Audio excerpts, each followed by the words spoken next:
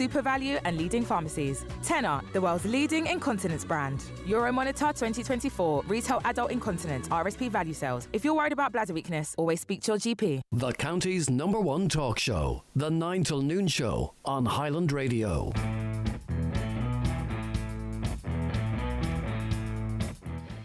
It is the 9 till noon show this beautiful Monday morning. Another gorgeous day here in Donegal. It's Michaela Clark in this morning for Grey Hughes. We've lots to come on the show as usual, and we'll have our Monday segments such as the DL debate and Monday Focus coming up a little later. You can get in touch with us here until 12 noon by texting or WhatsApping 086 60 25,000, or you can give us a call by calling 074 91 25,000 or email comments@highlandradio.com. We're going to have a look first, though, at the papers this morning. What's making the papers?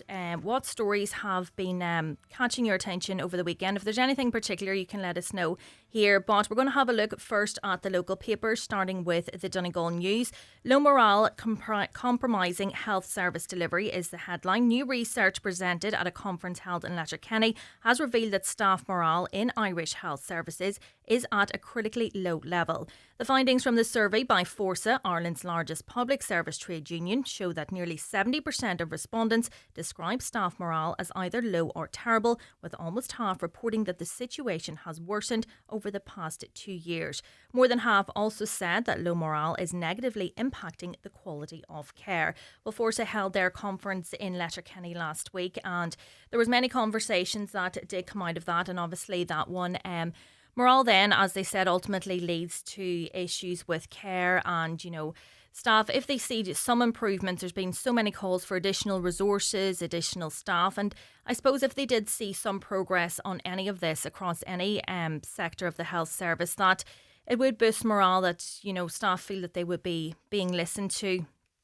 In the Derry News now, I saw this video over the weekend. I couldn't watch all of it, but maybe you've seen it as well. So, rat infestation on Derry's Riverside Walk.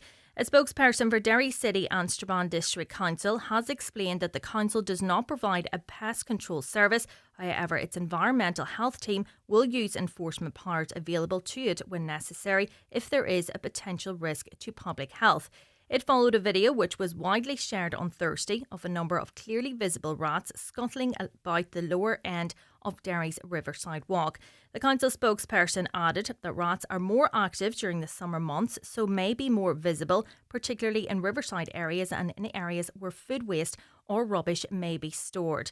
I saw this and thought it was maybe an old video, and I did try and count the amount of rats just to see how big of an issue it was there, and there was just so many, and it was kind of like a wooden bit structure at the bottom, and they were in and out of there. But I thought that maybe the council, but I could be naive to this, thought the council that they would have resources themselves that, say if there's a rat infestation in a public place, that they would be tasked to deal with that.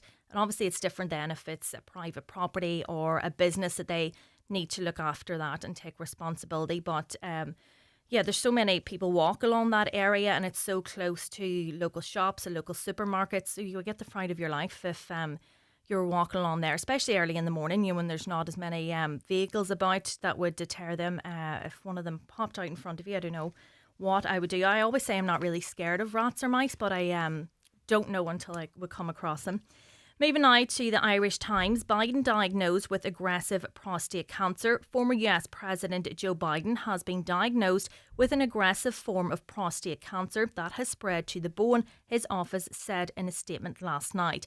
Mr. Biden, 82, was diagnosed on Friday after having experienced urinary symptoms, and he and his family are reviewing treatment options with doctors, the statement said.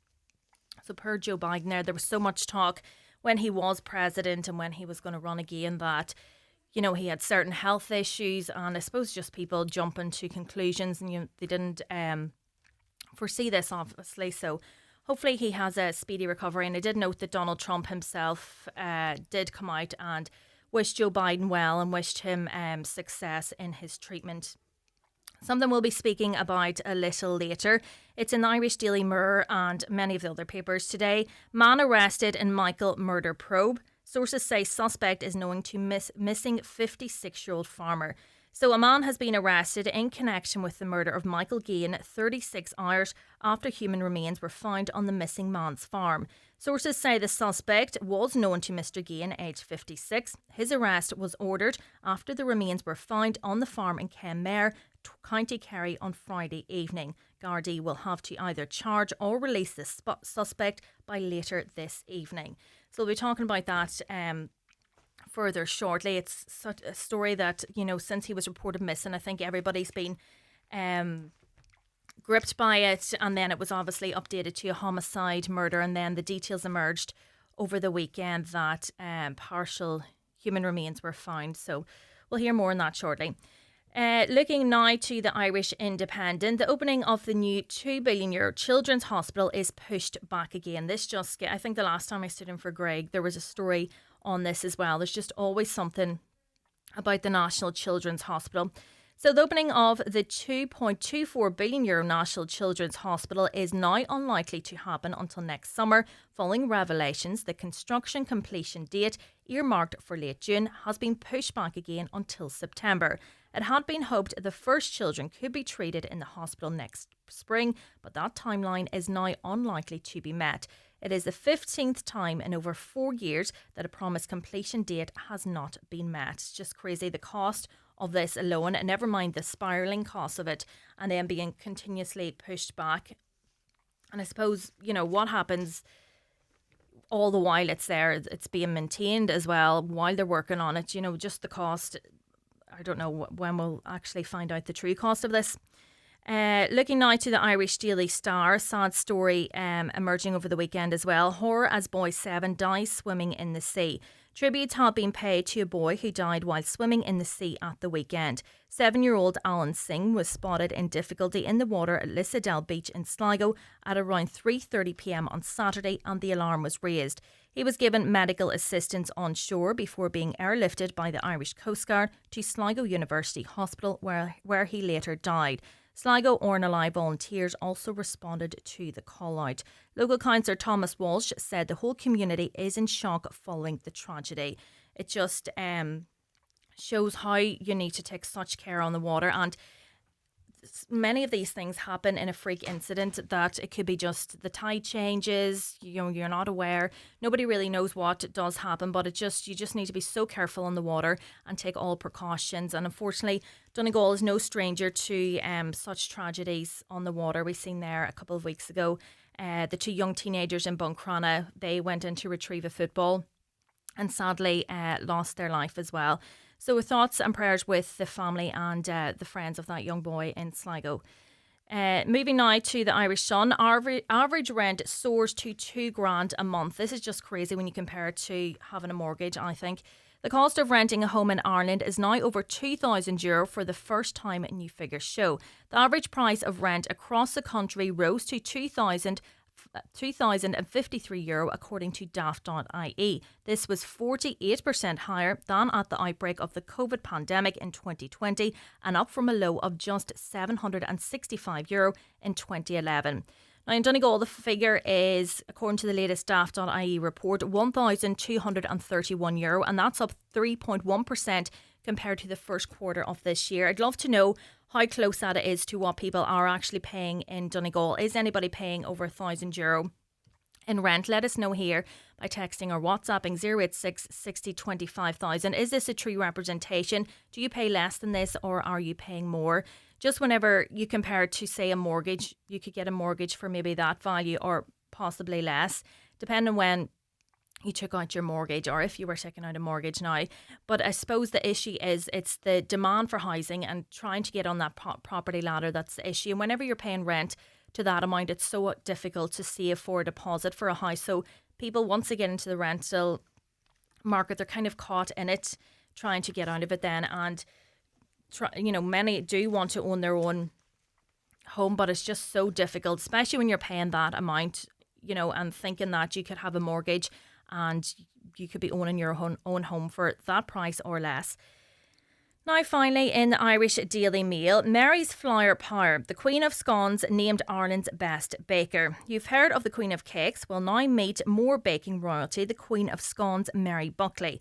Mary, aged 71, from Rathcoole, County Cork, was yesterday named as Ireland's best baker in the Gala Retail competition to find Ireland's number one. Miss Buckley had the recipe for success, with her award-winning scones taking home the prestigious title of Ireland's best baker and a €3,000 cash prize. Well, if you wanted to give Mary scones a go, you can look up the recipe in the Irish Daily Mail. I'm the worst baker ever. I follow every single recipe to its finest detail and it just doesn't work out for me. But you can give it a go. I'm sure there's many talented bakers out there. I think it's one of those things you either have it or you don't, but I definitely don't. We'll be back with more just after this short break. Daily newspapers are courtesy of Cosgrove, Centra and Diner, Mountaintop, Letterkenny.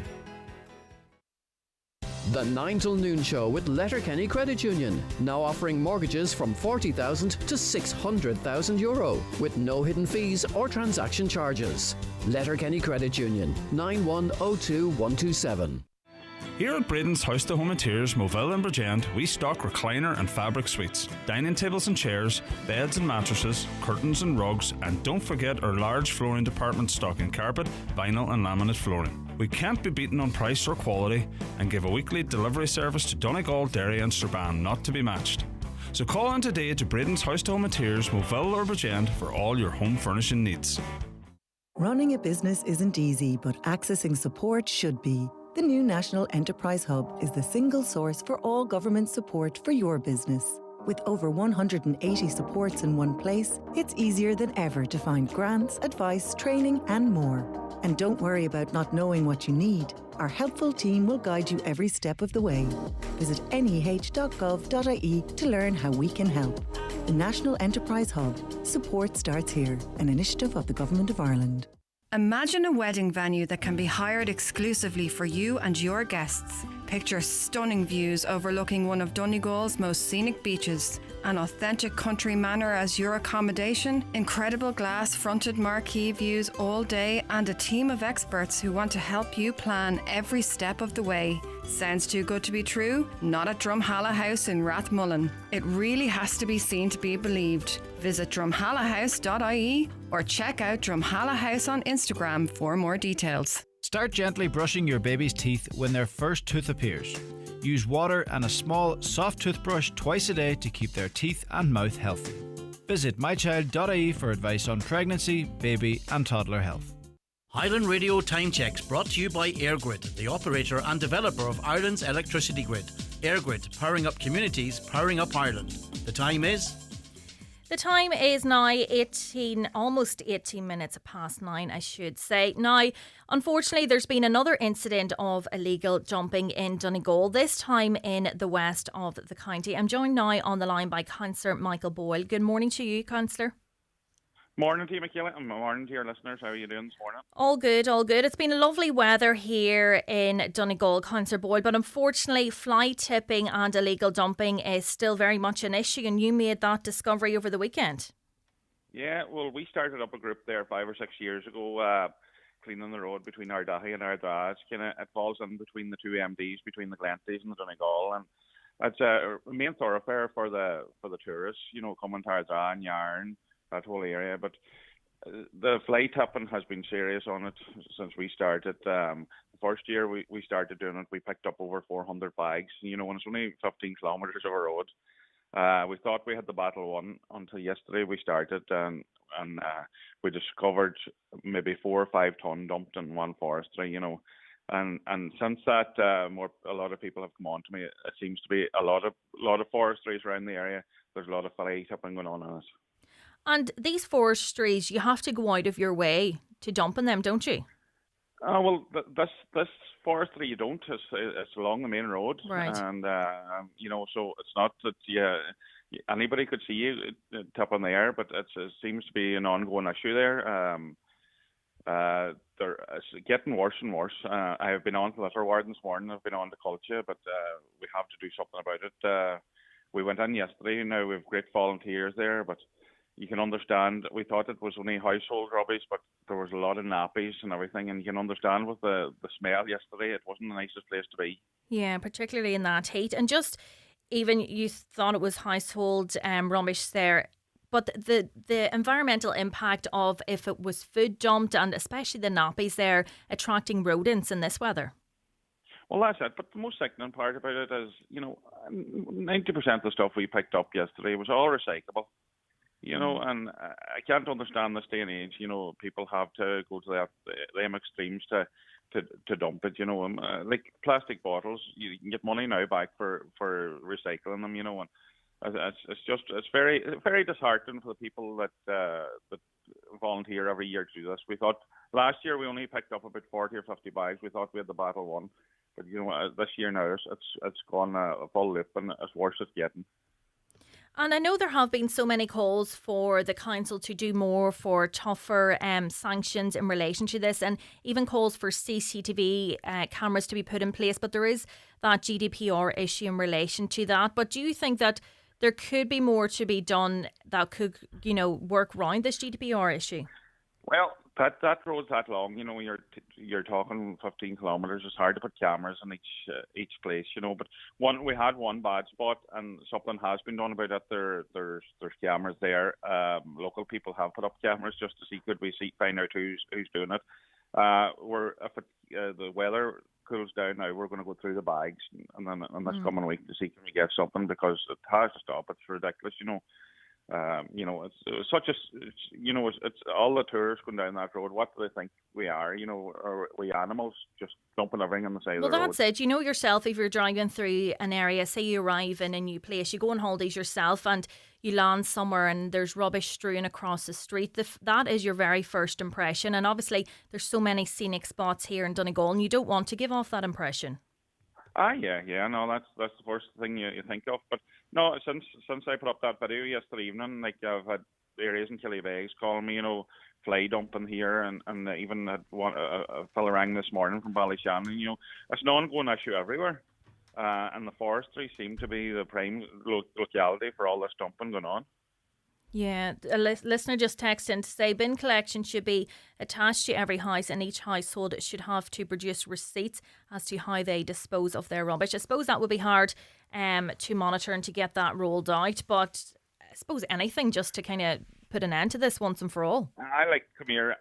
We all know there's people that can't afford but last year on local road here, we found a bag, and it wasn't we got the person's name in the bag, and they could well afford to do it. But I do understand it, some people can't afford to get rid of rubbish, but it's just not no way to. I think there should be something in place, for the people that can't afford it to get rid of rubbish somewhere. And how does that work whenever you do find the person's name in the rubbish? Does that go to the council then? And we see figures then annually how many cases are brought before the courts, and they are quite low. I hadn't been on the council at that stage. It was a local fella came on the name, and they contacted the person, and he said he was going to put their name up on Facebook if they didn't go back and pick up the rubbish. So they did go back and do it. Yeah. But But they shouldn't have to be shamed. It shouldn't come down to that. It's like from where we're young, we're always taught never throw nothing out the window, or. It's a bad act to be at. It's not hard to take your rubbish home. Yeah, definitely.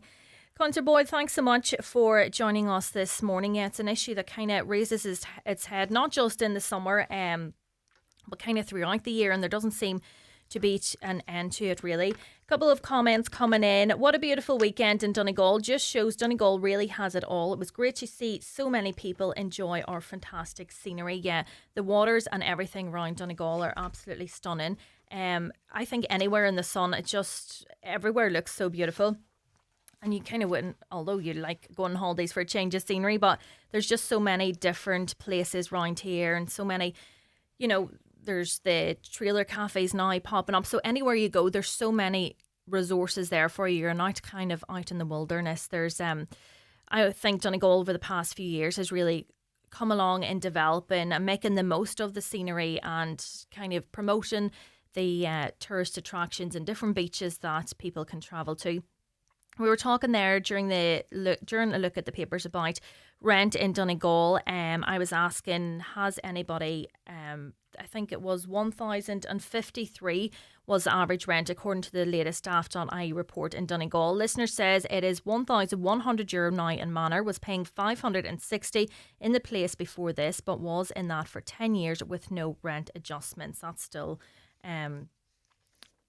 an awful lot of money, isn't it?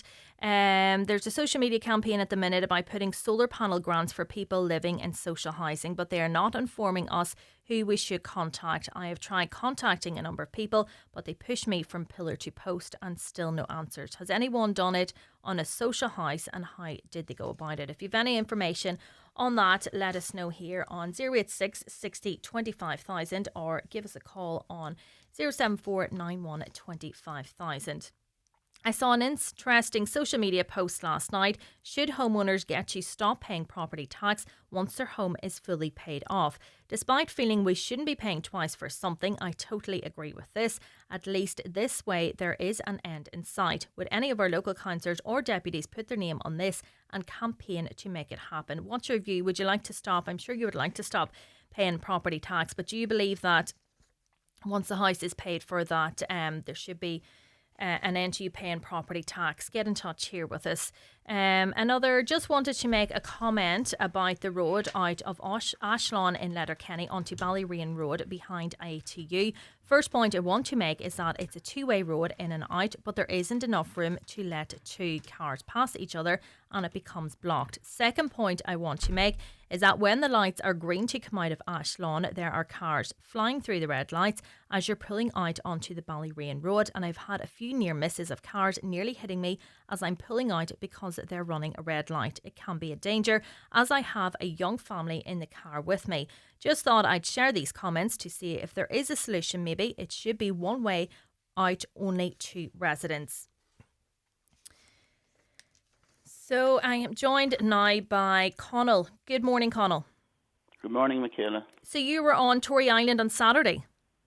Yeah, I must say it was a lovely day and I was very impressed with it, and it was a wonderful day's experience. I mean, I'm from Donegal here, and sad to say I should have been out there before, but it's my first time out there. My daughter and husband convinced me to go out, on the ferry at 11. We were out there at 5:30, but it was an experience really, Yeah. and something that you don't get in many places, I found, Absolutely. And even, the whole novelty of getting the ferry out, going out on the water, particularly in that weather. Yeah, but the walks are excellent, and my walking is not as good as it used to be, but the walks are they're very flat and they're very well surfaced, and the paths are very good around the island way out by the lighthouse, and they're excellent paths and very easy to walk, and there's a great number of seats at different spaces throughout that whole area, like that you can sit down and relax, and then you have that added bonus that you never get anywhere now, a lot of corn creeks in different locations around the island wherever you walk, and that's terribly unusual, and it brings me back really to my childhood, Yeah. and where there was a lot of corn creeks around, and you have the puffins, and you have, and it was generally very, very well. You hear so much now about towns in Ireland and all that, and the big tourist centres and all that with lack of facilities, and I found them very good. We went in first to the club there and met a lovely lady there, and we had ham sandwiches, and it was lovely, and then in the craft shop, and then the hotel. And the great thing about it is two excellent toilet facilities throughout the island, in a small place, like in 3 different places, great facilities for toilets. And I suppose maybe these are private places, they're not public toilets, but maybe there's a message there for the whole country to say maybe that there should be places like that in towns, that people, that could be a replacement for facilities like that. Yeah, absolutely. And the people are very friendly in it, and the ferry people are very friendly, and it was a lovely day. Anybody knows that's what made it too, But it's so different, and it's it's an experience. While we all maybe like driving here with cars now and roads and everything, and going here and going there, you go out there and you just spend 5 hours, and it's peaceful and it's relaxing, very much so, Yeah, and you're very at one with nature out there, as you say. There, you can take your car over, get the boat over and just kind of enjoy the scenery around there. And you mentioned the toilet facilities. I was just talking a couple of minutes before you came on about how Donegal has really come on in terms of enhancing, say, the likes of Tory Island, providing facilities out there, whether they're public facilities or it's private businesses providing them, but there's something everywhere for everybody now. Yeah, well, I found the friendship out there great too. The people, everybody wanted to talk to each other, even though the people that was on the ferry out there, and the people that were living in the island.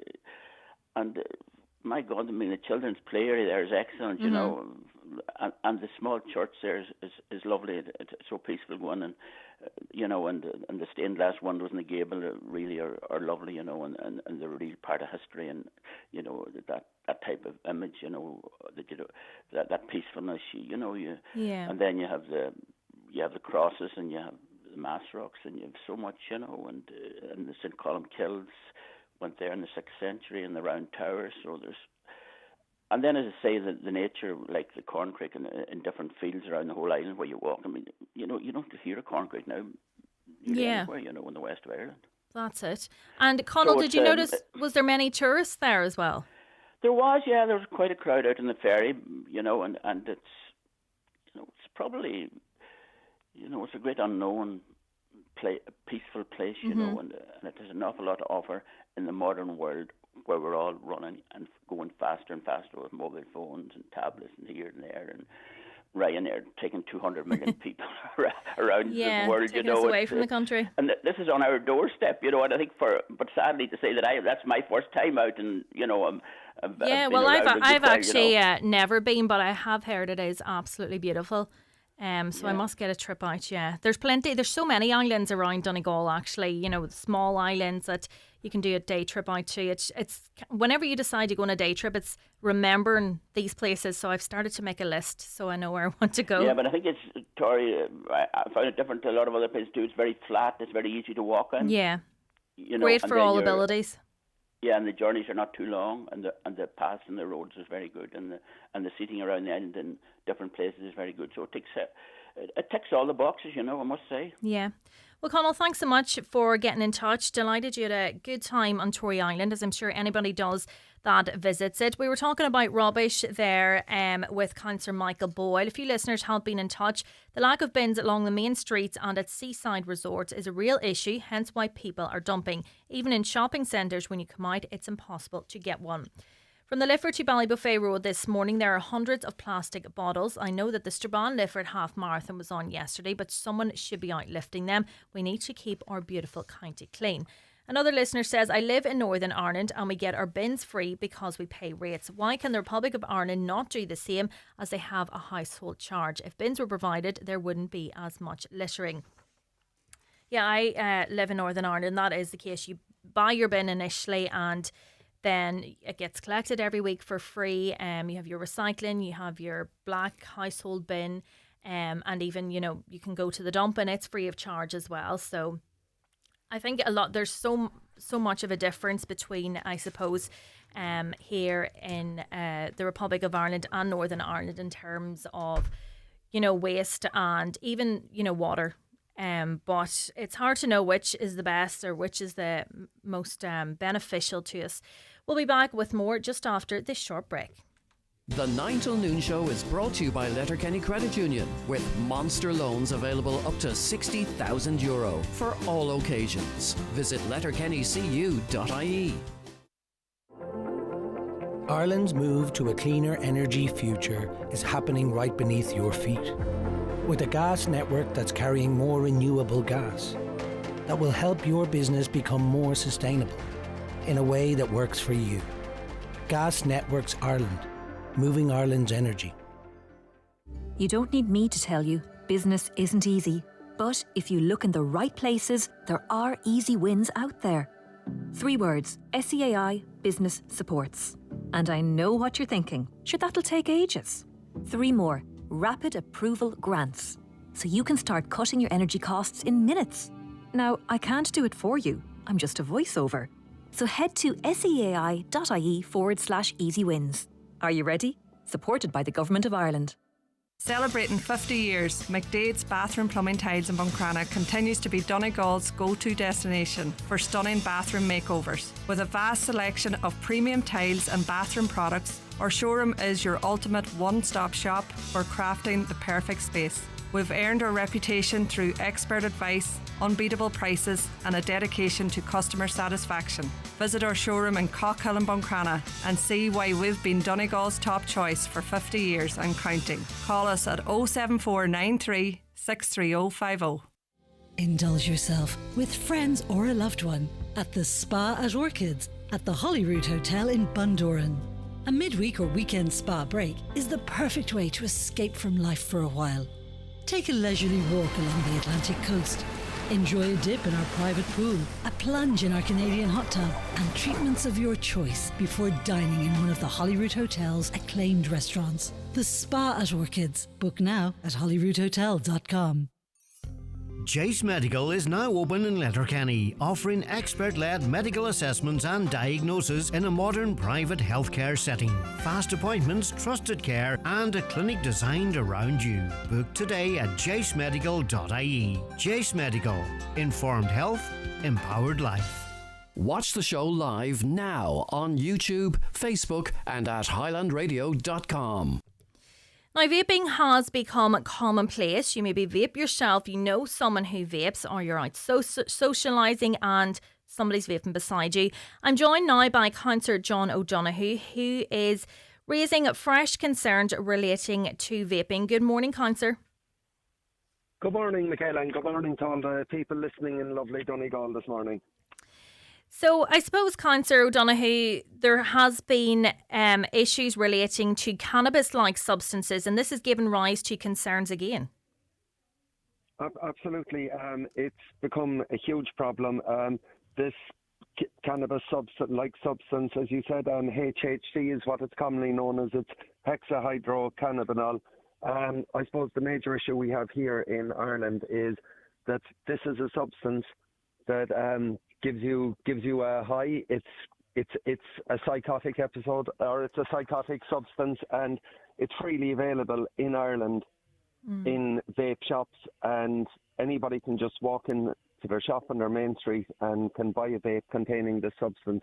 And I suppose the huge issue with that is that the fact that it's so freely available in shops in Ireland, it's giving it almost a credibility. There's people going in and buying it and saying, sure, it can't be too bad if I'm able to buy it in my shop. But this is despite the HSE raising concerns, I think about 18 months ago, about this substance. And just to give it some context, this substance is banned in 20 European countries, and in another one, Norway, it's only available under very controlled circumstances from your pharmacist. So it's mind-boggling to think, to be quite honest, that it's still so freely available in Ireland after the government being told by the HSE and by all the health experts who are paid to inform us on such things that about the dangers that this causes. So it's incredible, really, to be quite honest with you.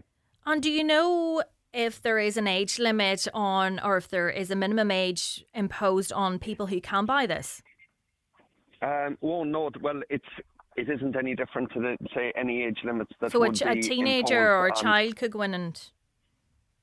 Absolutely, right. Absolutely. Like, we have seen lots of cases where, I suppose, media outlets would have carried out, I suppose, a test run where they would have sent a young person into vape shops and walking in to see would they be asked for ID or would they be asked what age they are, and there are no limits, and you can buy these types of vapes the same as you can any other one.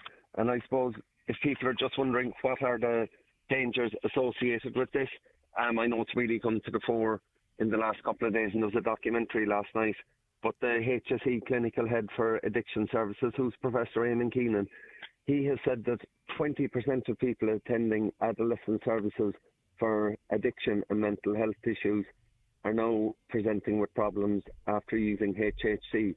So this isn't, I suppose, opinion. This is medical fact. So I'm absolutely astonished to think that it's still so freely available in the country, because I suppose the dangers with it are, obviously, when you get a high, there's the physical danger to yourself and others while you're high. It causes nausea, elevated heart rate, but the big problem is it's also causing psychotic episodes. Now, I'm not a medical expert, obviously, but my understanding is that there may be many of us who would be prone to a psychotic episode, but we will never know it. It's only a substance like this that can trigger it. I suppose Yeah. it can find the weak spot or the crack or whatever you want to call it. So it is a major issue. And then the other problem is, even for those who are lucky enough to escape having a psychotic episode, I suppose we've always been told that the danger with drugs is that people who use them to get a high, that as time goes on, they need to take more and more of it in order to get the same high, and eventually it leads on to them going to what we might call more traditionally harder drugs. So I suppose by logic, there would have to be a huge danger of that happening as well in this case, that it would become a gateway to what more traditionally well-known harder drugs.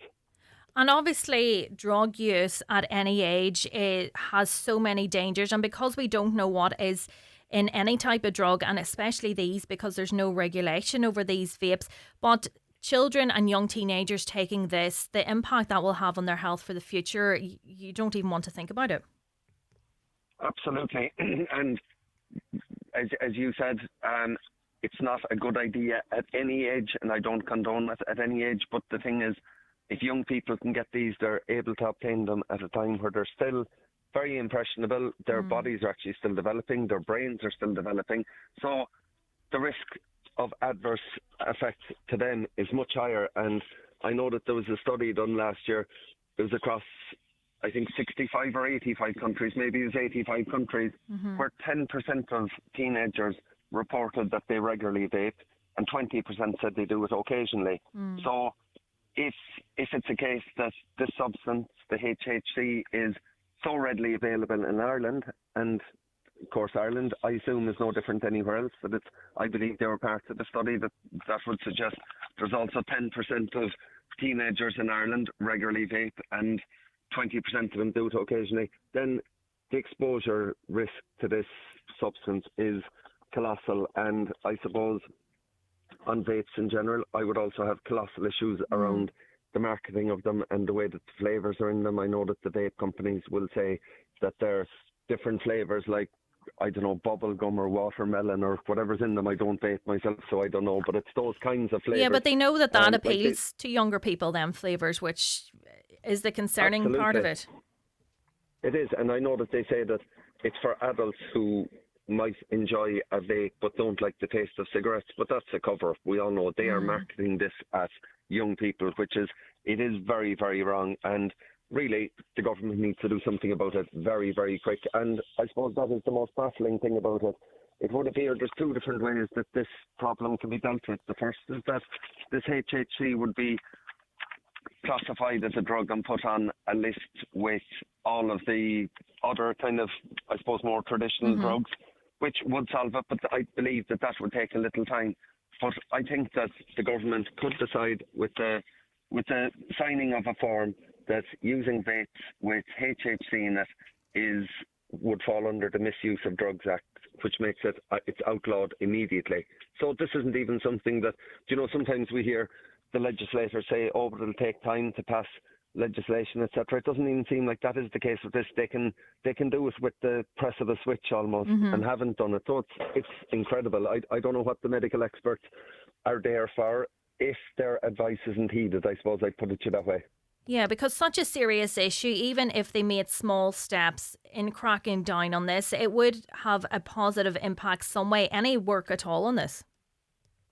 Absolutely. It is like the longest journey starts with the smallest step. So just to do something about it. And I know that, I suppose, up until the whole issue of the HHC has raised its head, there has been an awful lot of talk around vaping indoors. I suppose it's just such an unregulated space. I'd have a colleague here in Kerry County Council. We're not from the same party or anything, but I'd have a colleague, Councillor Mikey Sheehy, who has been very vocal on the issue. And I think that he put it very well when he said that he's basically campaigning to get vaping indoors banned, that it would have to be in areas that it would be treated the same as smoking indoors, which is the case in a lot of other European countries. He said that the absence of proof of harm is not proof of the absence of harm. And I think that that's a very good way of looking at it. Yeah, absolutely. I don't think it's good enough for them to come back and say the evidence isn't conclusive yet, or it's not definitive. surely it should be treated the same as smoking until we find out exactly. Like it may actually take years for us to see what effect vaping is going to have on people. This is regular vaping, that's what effect it has on their lungs. It may take a long time for us to see that. Unfortunately, the effects may only be known when teenagers now are in their 40s and 50s. It may unfortunately only be then that we see what problems. Yeah, it's going to take a long time, yeah. And I know so many people argue that, vaping is better than smoking, but as you outlined there, we don't know what's in these vapes, and particularly the disposable vapes. I know the government is making some movement on banning them, but we still don't know what the effects are. You mentioned a teenager now, it could be when they're 40 or 50, we see the effects of that, but it's too late then for many. It absolutely is far too late for many. And I suppose the problem is we don't even know what's in these vapes. Like, they are synthetic compounds that are inside them. They're artificially created compounds. I think that very best, just from my own research, and again, I will definitely stress I'm not an expert in this area and I'm not any kind of a health professional, but just from my own research on this, it seems like the very best that you can hope for in your vape is that what it has in it are the flavours that would have traditionally been used to flavour foods. But that's meant to go down your esophagus, not down your windpipe. It's not meant to go into your lungs. It wasn't created for that. And if that's the absolute best that you can hope for, I really shudder to think what the worst, what is in the very worst of them. It's a big problem, to be quite honest. Yeah. And do you know if there are any plans, or has the government been listening to you? I know you're backing these calls for indoor vaping to be banned. Has there been any feedback in relation to that? There has, but again, the feedback has been very unsatisfactory. I know Councillor Sheehy raised it at the recent HSE Region Assembly South, basically the old Southern Health Board, I suppose, for want of a better description. And the response was very unsatisfactory. It's very kind of wishy-washy, where they kind of came back to them and said they were looking into to see basically how harmful it is, but like that is not good enough in my book. It's not good enough at all. And if time progresses and we're proved to be wrong, that the fears are completely unfounded regarding regular vaping, not the HHC ones now, that's a major problem and needs to be dealt with right now. But if, say, what you might call your regular vaping, if the fears wind up proving to be unfounded, sure, isn't it better to have been wrong about that viewpoint than wrong about the other one? When, like, if you're out eating dinner, I'm sure it has happened to you, because it has happened to us all. I suppose it's still now, even in a restaurant, or if you're inside in a pub that might serve food, the person at the table next to you wouldn't dream of lighting up a cigarette nowadays, but they take no notice of taking a sneaky puff of their vape. Yeah, they would. It's yeah. And I know every premises kind of has their own regulation on this, but people do chance it. And even, say if you're in a workplace, or even you're standing outside of a shop and somebody will take a puff of a vape, and just the smell, and as you mentioned, them sweet smells, and that person has chosen to put their own health at risk by using the vape, but not everybody wants to be concerned with that. Yeah, absolutely. And I suppose we've all seen them, like the colossal volumes of smoke or vape or whatever it is that's coming out of them. I think it's actually vapor. Like the colossal amount of, even the amount of smoke that it seems to come out of them is absolutely incredible. And I know that people will make the argument that they are very useful for people who are trying to give up smoking, and that may well be the case, but now I suppose it's hard to believe that they could be worse for you than smoking, but I suppose the honest answer to that is we don't know. But to that argument, I would say, fine, make vapes available through prescription. Like, I'm sure that the government could even bring something in where you have to get the prescription, but it mightn't actually cost you anything. So, immediately people will come back and say, oh, but that's putting unnecessary cost on individuals who are trying to quit smoking. I'd say make it available only through prescription, but maybe make the prescription free. Like, this is something that possibly the government could cover and pay the doctors, I would hope, a nominal fee, because it's wouldn't be the most complicated prescription in the world to write. A nominal fee in the interests of public health. Yeah, anything to regulate it. Councillor John O'Donoghue of the Independent Alliance, thank you so much for joining us this morning. Yeah, it is a huge conversation that I suppose has been had time and time again, but this cannabis-like substance in vapes and teenagers using it is obviously such a worrying development. Have you any view on that? Get in touch on 086 60 25,000. You can text or WhatsApp that number or give us a call on 91 25,000. We'll be back after this short break. The 9 till noon show is brought to you by Letterkenny Credit Union, offering low-rate car loans with fast approval. Apply online at letterkennycu.ie or in office today. Calling all self-builders and rebuilders. Are you planning to build an A-rated energy-efficient home? Join Castle Forums for a free information day this Saturday at the Clannery Hotel, Letterkenny from 10 a.m. to 5 p.m. Build faster, warmer and more cost-effectively with ICF walls and insulated foundations from Castle Forums. Hi, Paddy here at Shane Conley Cars in Donegal Town. Are you looking to upgrade your car? With Shane Conley Cars, you'll find makes and models for every budget. Great finance options, and we also accept trade-ins. Check out shaneconleycars.com or call in to us at Shane Conley Cars from Lonaher Road, Donegal Town. Is the appearance of your staff important to your business? It's the first point of contact for customers when entering your premises. At C&M Embroidery in Letterkenny, they have a huge range of clothing covering all areas of the workplace. It's widely known that customers warm to and trust employees that present themselves well. Have your company name embroidered or printed on all your work uniforms. Contact C&M Embroidery on 07491 28097 and get your staff looking their best. This Friday is Guide Dog Day. At Irish Guide Dogs for the Blind, we need your support to change more lives. Visit guidedogs.ie to donate. Join a Take the Lead walk or be in with a chance to have dinner with Roy Keane. Guide Dog Day, sponsored by Park to Travel. There's any number of new cars out there, but do the numbers add up? With the stylish Peugeot 2008, Fastback 3008 and spacious 5008 electric and hybrid range, they really do. You'll enjoy up to €1,500 trade-in bonus, a free 3-year service plan, a 5-year warranty and a free home charger. Order your 252 Peugeot today at McGinley Motors, your main Peugeot dealer in County Donegal. Offer ends June 30th. Terms and conditions apply. Highland Radio weather updates with McElhenny's. Get set for summer with all new arrivals dropping every week, from fashion to footwear and homeware to cosmetics. Discover more in-store or shop online at mcelhennys.com today. Today's weather, patchy cloud will build through the day with the chance of a few isolated showers, cooler than of late, with highest temperatures of 15 to 19 degrees. Now, I'm sure many of you would have been following the events in County Kerry over the weekend in relation to missing farmer Michael Gain. I am joined now by Anne Mooney, who is the Southern correspondent with the Irish Times. Good morning, Anne. Actually, hi, Michaela. Irish Sun, excuse me. Sorry. No problem. Good morning. So, Anne, this is a story that has gripped many of us since Michael Gain, who was in his 50s, went missing since March the 20th, and it has been a developing investigation.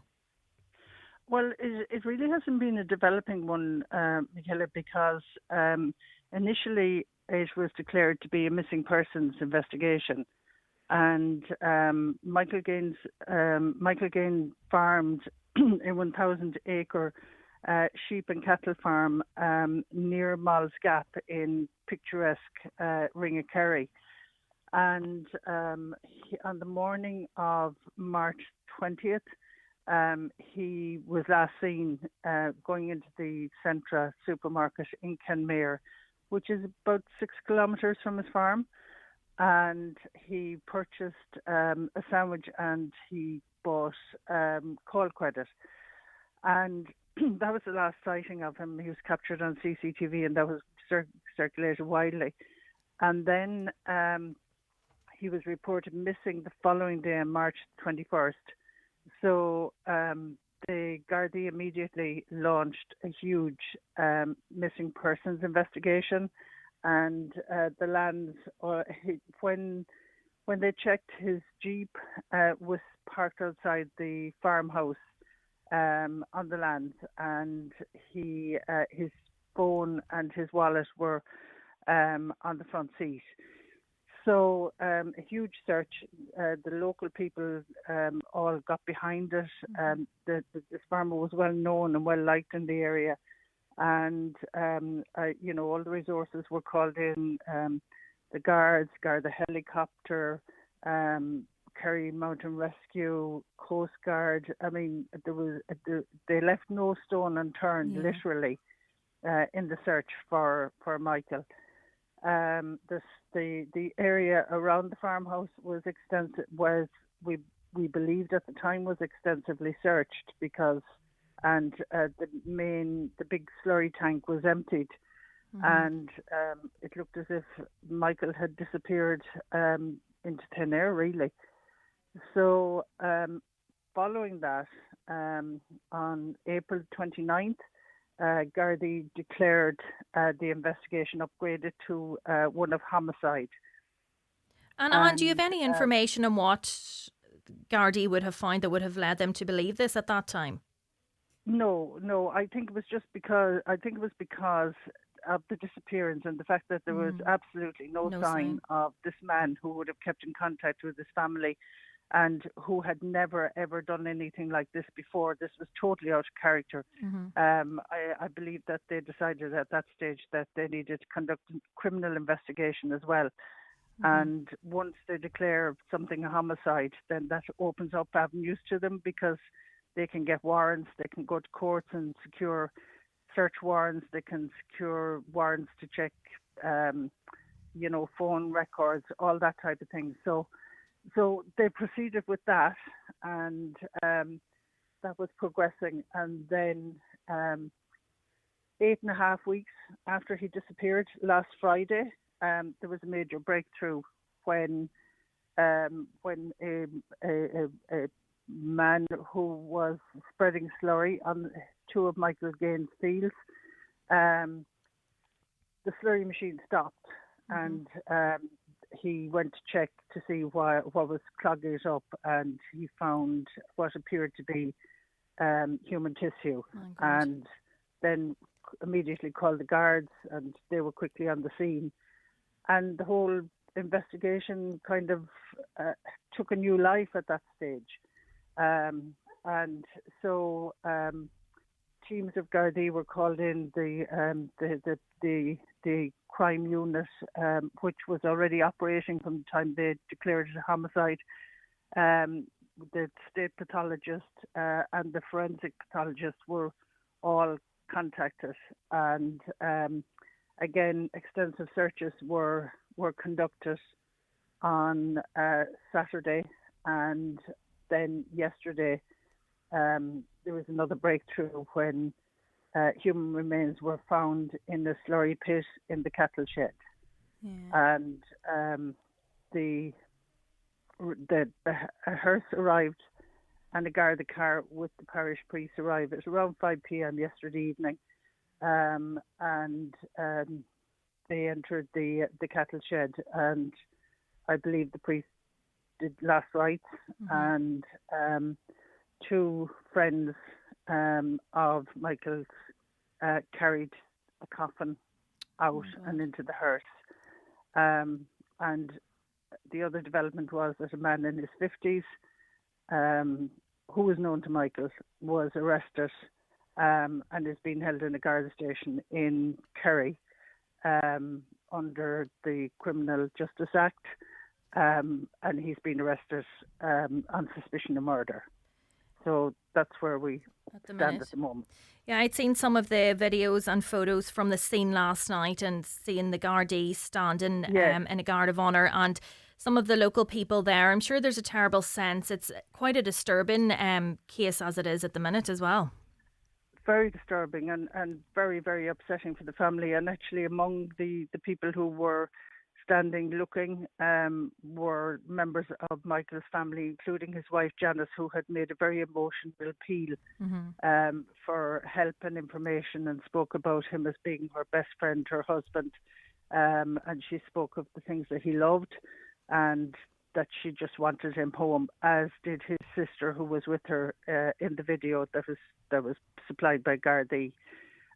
So she was there, and obviously other members of the family, along with neighbours and friends and onlookers. And yes, the people formed a guard of honour, and so too did the guards who were on site as the hearse was driven out of the farm. Thanks so much for joining us. Unfortunately, we have to go for the news at 10. That is Anne Mooney, Southern correspondent with the Irish Sun. We'll be back in a few minutes.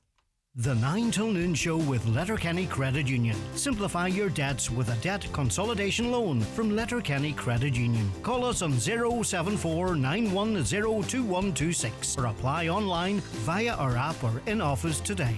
There's bingo every Monday night at Halfway House, Burnfoot. Doors open at 7:30 with eyes down at 8:30. €2,500 must go. The snowball is now €2,050 on 45 numbers or less. If you're not in, you can't win. That's Halfway House bingo tonight at 8:30.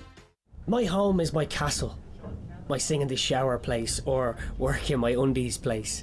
My pizza for breakfast, cornflakes for dinner place. My home is my me place. With AXA Home Insurance, you can protect the place where you can truly be yourself and get 24-hour emergency home assistance as standard. Get a quote online or call into your local branch. AXA. No, you can. Policy terms and conditions apply. AXA Insurance Stack is regulated by the Central Bank of Ireland. Uisce Éireann is Ireland's national water utility, responsible for delivering clean, safe and reliable national public drinking water and wastewater services for Ireland. For any questions about public water services or to report an issue in your area, we can be contacted 24 hours a day, 7 days a week on 1800 278 278 or visit water.ie. Uisce Éireann. Delivering water services for Ireland.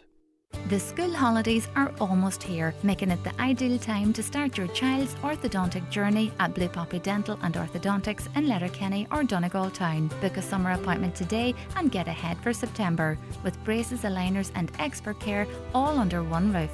Book now by calling Blue Poppy on 074 97 40404.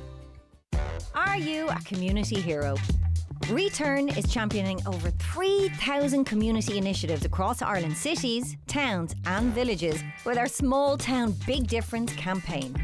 For your chance to win €2,000 for your local community group, tell us how your initiative is making an impact in your local area with the deposit return scheme. T's and C's apply. Visit return.ie/heroes for more information.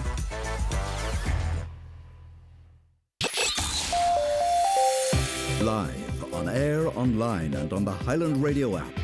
This is Highland Radio News. Good morning, it's 2 minutes past 10. Donald Kavanagh at the news desk.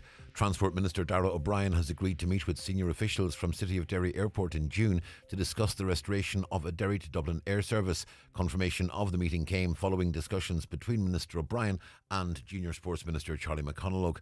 Minister McConalogue says Department of Transport officials have commenced the work necessary for the establishment of a public service obligation air service linking Derry and Dublin from late next year.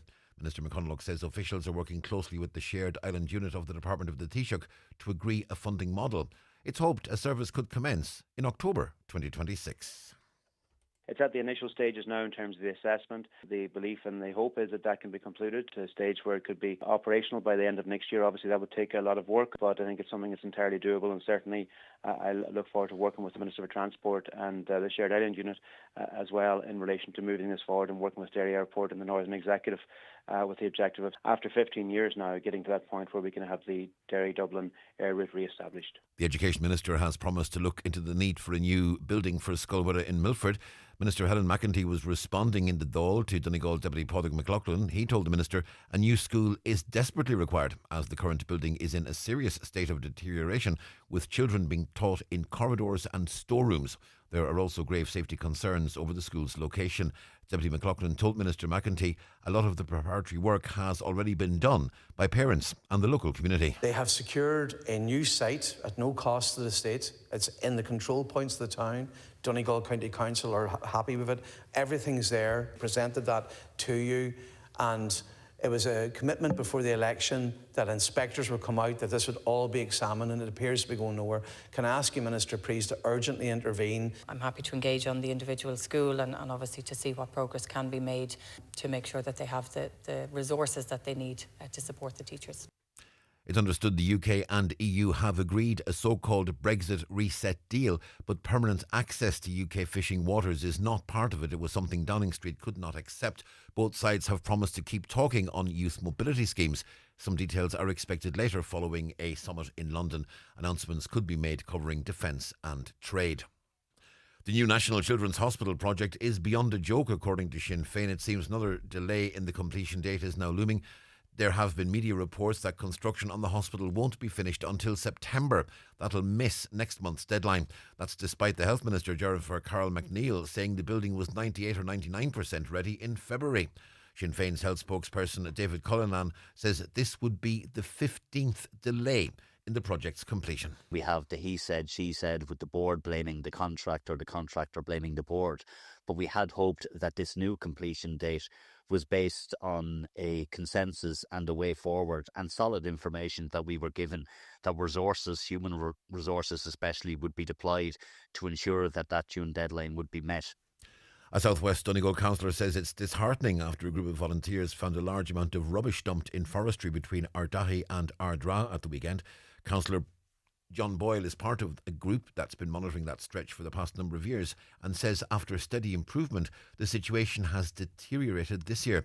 On today's 9 till noon show, he told Michaela Clark there was a large quantity of household rubbish and nappies among the items which had been dumped, and noted the vast majority of the material was recyclable. 90% of the stuff we picked up yesterday was all recyclable. I can't understand this day and age, people have to go to them extremes to dump it, like plastic bottles, you can get money now back for recycling them, and it's very, very disheartening for the people that volunteer every year to do this. We thought last year we only picked up about 40 or 50 bags. We thought we had the battle won, but this year now it's gone a full lip, and it's worse it's getting. Weather forecast sunny at first today, but patchy cloud will build as the day goes on. A chance of some isolated showers. Cooler than lately. Top temperatures today 15 to 19 degrees Celsius in light to moderate east or northeast breezes. Fresh at times, particularly near the north and west coasts. And that's Highland Radio News. We're back with news headlines again at 11. Check all the latest news on our website, highlandradio.com. But for now, from the news team, good morning.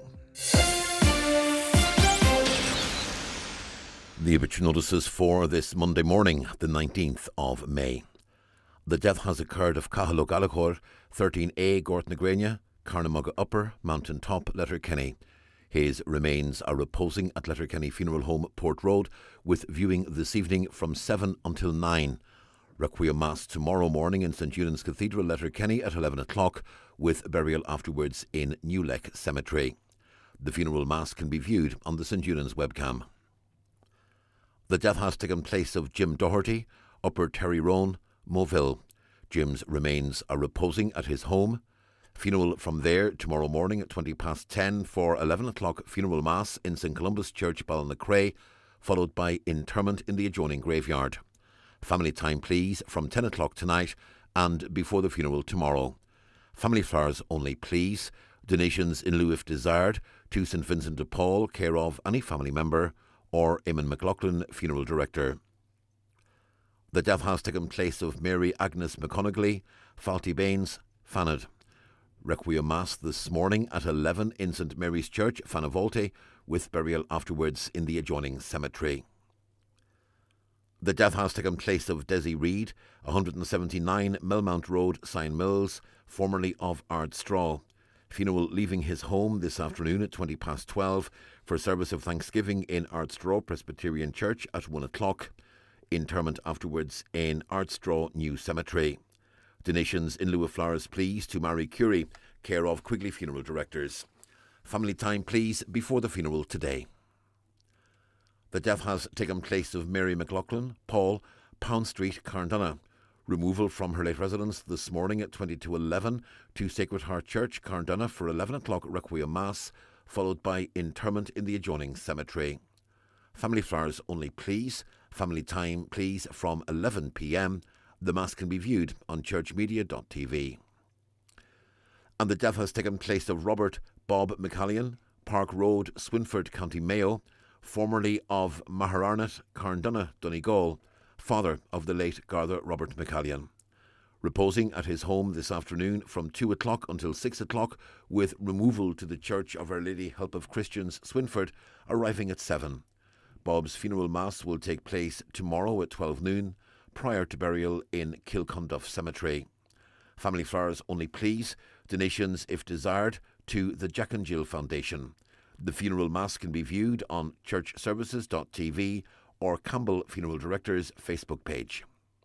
For family information and more details regarding wakes and funerals, please go to highlandradio.com. Highland Radio. Stopped at the side of a road. Muffled footsteps. I look over to my wing mirror. Flashing lights. A Garda walking up to me.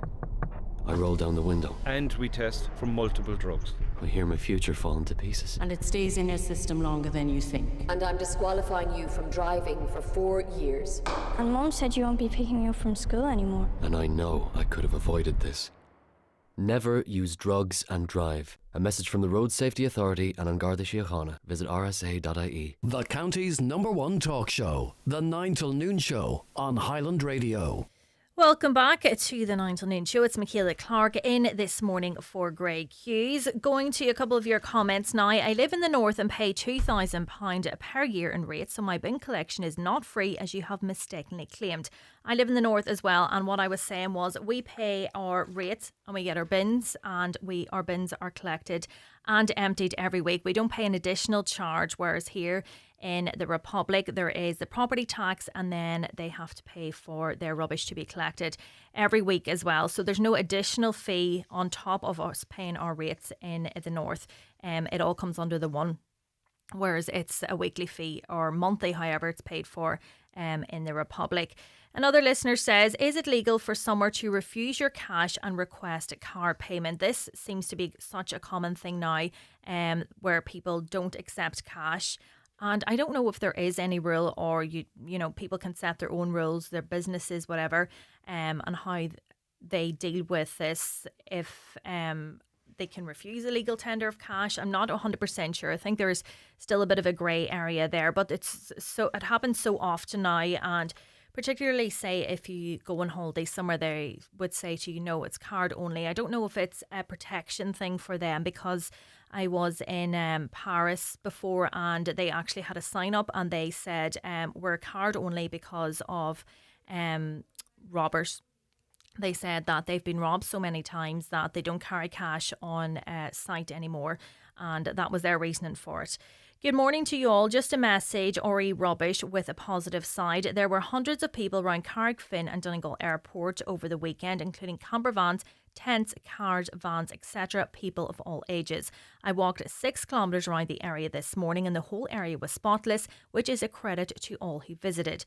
Thank you all so much. It's really much appreciated. That comes in from a local resident of the area, and that's great to hear, because we do hear it attributed to so many visitors as well as locals dumping their rubbish. We don't know where the rubbish comes from, so we can't pinpoint exactly who it is. But that's great to hear that there were visitors there over the weekend, and I'm sure there was plenty of local people using the facilities there as well. So it's great that that's a positive story relating to rubbish. Hi, I was walking Father Hegarty's beautiful walk yesterday and it was messed with horse poo. It was awful. We need bags with us for dogs. Should be the same for horses. Hi Michaela, my favourite beach in Donegal is Rathmullen and it's been packed every day. I've been there, unfortunately, so are the bins. It's a disgrace to see people trying to use them, but they're all overflowing. Surely during hot spell they should be emptied. Another listener has been in touch. I want to thank the Gidor Fire Service. Thanks to them, I still have my home. This is thanks to Noel Ria and the help of others. Yesterday, they worked tirelessly. My heart goes out to people who do this type of work. I am so thankful to the fire services. I still have my home. That comes in from Henry Meehan, Michelle and Holly. That's a lovely message. And the Gorse fires are just crazy. I can only imagine the fear when one breaks out, and they do tend to be in areas that are close to residential homes, so it no doubt is an extreme worry for people. And I suppose especially whenever we see the good weather, the fear is there, you know, will a fire break out, and especially if it's an area that is susceptible to these types of fires. We'll be back with more just after this short break. It's time for Vision Ireland Bingo on Highland Radio. It's Monday the 19th of May. You're playing on the green sheet for the daily prize of €1,200. The reference number is S1. It's game number 21. The numbers are 35, 9, 23, 86, 11, 31, 10, 26, 4, and finally 85. Phone your claim to 9104833 before midnight, leaving your name, contact number and the name of the shop where you purchased your book, and we'll call you back the next working day. Get all your Vision Ireland bingo information at highlandradio.com. A public interest message from Donegal County Council. Donegal County Council invites you to enjoy the Baltana Festival, celebration of arts and creativity as we age, which takes place across Donegal from May 1st to 31st. Experience a month of inspiring art workshops, captivating theatre performances, music concerts, fascinating films and informative talks. All events are designed to celebrate creativity, encourage connections and enhance well-being. For full event details and bookings, visit donegalculture.ie or contact your local library. Donegal County Council, supporting our communities. If you have a special occasion coming up, Watson Menswear stock a great selection of men's and boys' formal and casual wear. Top casual brands include Mishmash, French Connection, Tommy Bow and Penguin. Formal wear names include Rimazumo, Sixth Sense and White Label, with a special suit deal of a three-piece suit, shirt, tie and shoes, all for only €299. Watson Menswear, open 7 days a week on Main Street, Letterkenny and at watsonmenswear.com. If you're fitting a new kitchen or replacing some tired appliances, now's the time with the Ben Sweeney Euronics Kitchen Bundle. Get a single oven and hob, integrated dishwasher and fridge freezer, wash machine and tumble dryer, all for just €2,000. Other kitchen bundles are available on request. Call us today or visit Ben Sweeney Euronics, Port Road, Letterkenny, in the shopping centre, Dunlow. The 9 till noon show is brought to you by Letterkenny Credit Union. Digital loans now available. Apply online or via our app today and get your loan transferred directly to your current account. So earlier this year, after much campaigning for legislation not to be brought in, the Irish government agreed to change Ireland's triple lock system, which required the approval of the United Nations, the government and the Dáil to deploy troops. This led to much concern over the country's neutrality, and on the back of this, a neutrality roadshow has been taking place across the country, and it's coming to Donegal this week. To tell us more, I am joined by Niamh Rinn, a peace activist and programme coordinator with the Transnational Institute in The Hague. Good morning, Niamh. Good morning.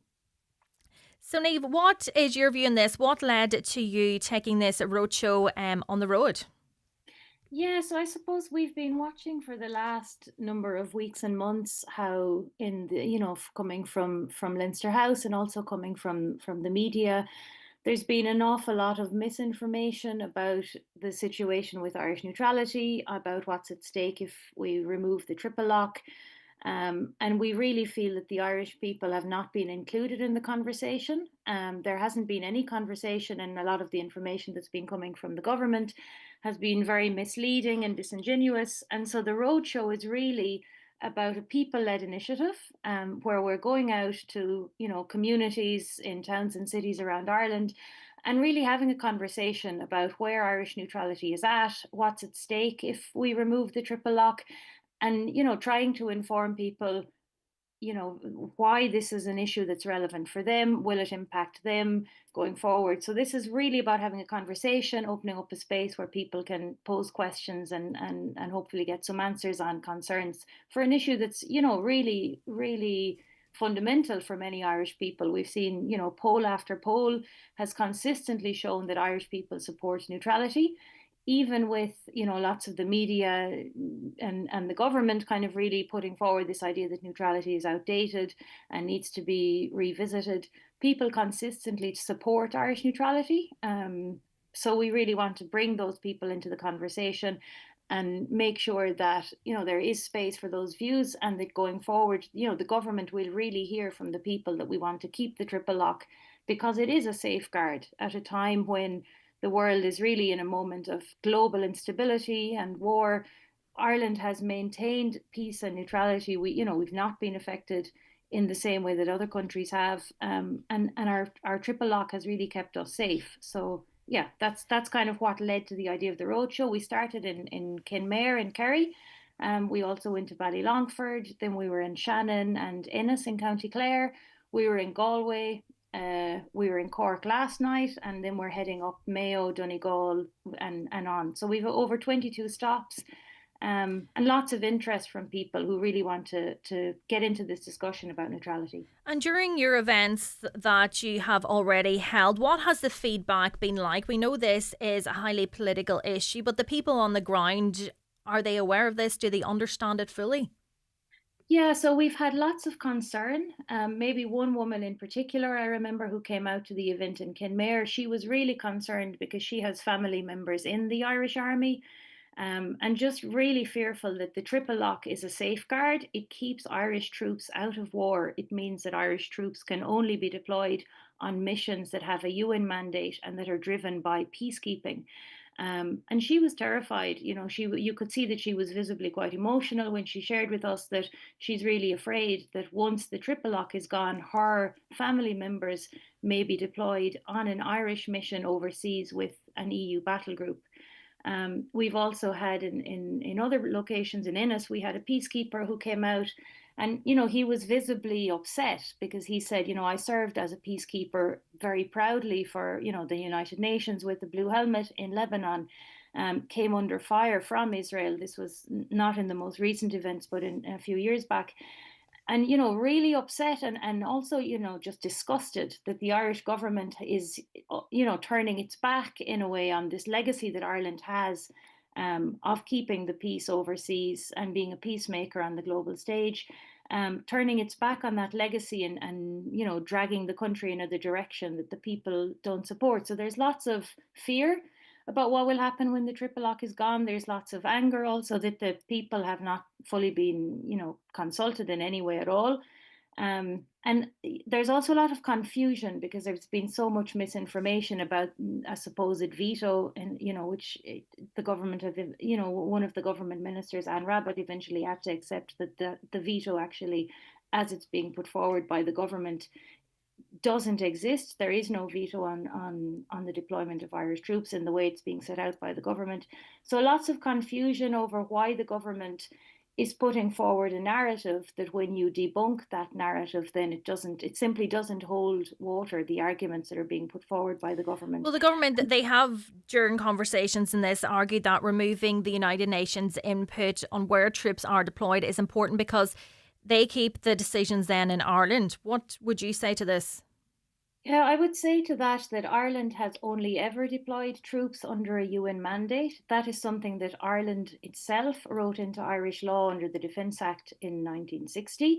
It's been the position of the Irish state since the foundation of the state and since we started sending troops overseas. We've only ever sent troops on UN missions, and that is something that we, as an Irish sovereign independent state, that's an imposition that we put on ourselves.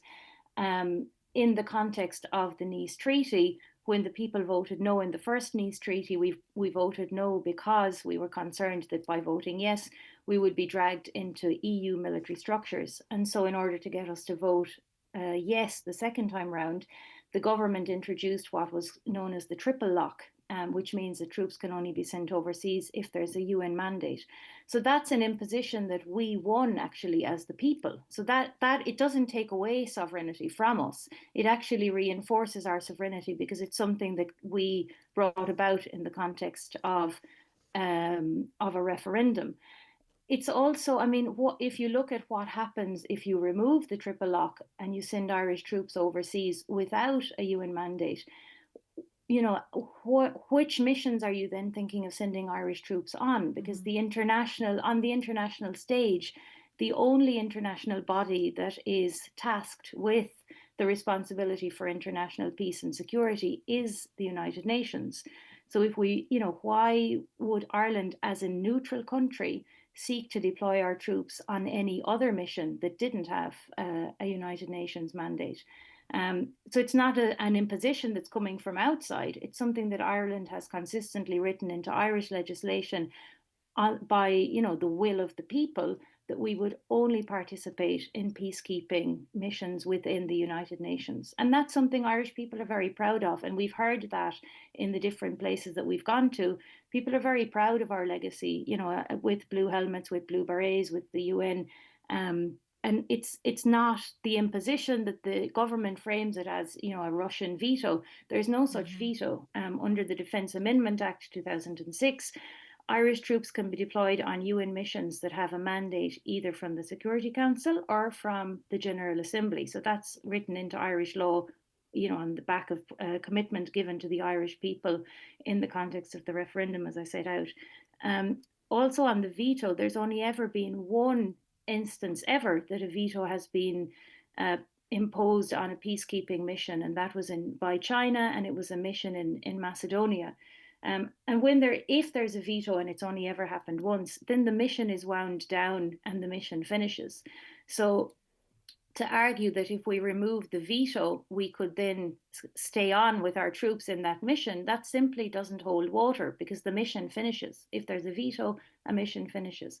And also, just in the research we've been doing on the veto, we've never found any instance ever in any of the 39 vetoes that Russia has over the trajectory of the Russian Federation at the United Nations.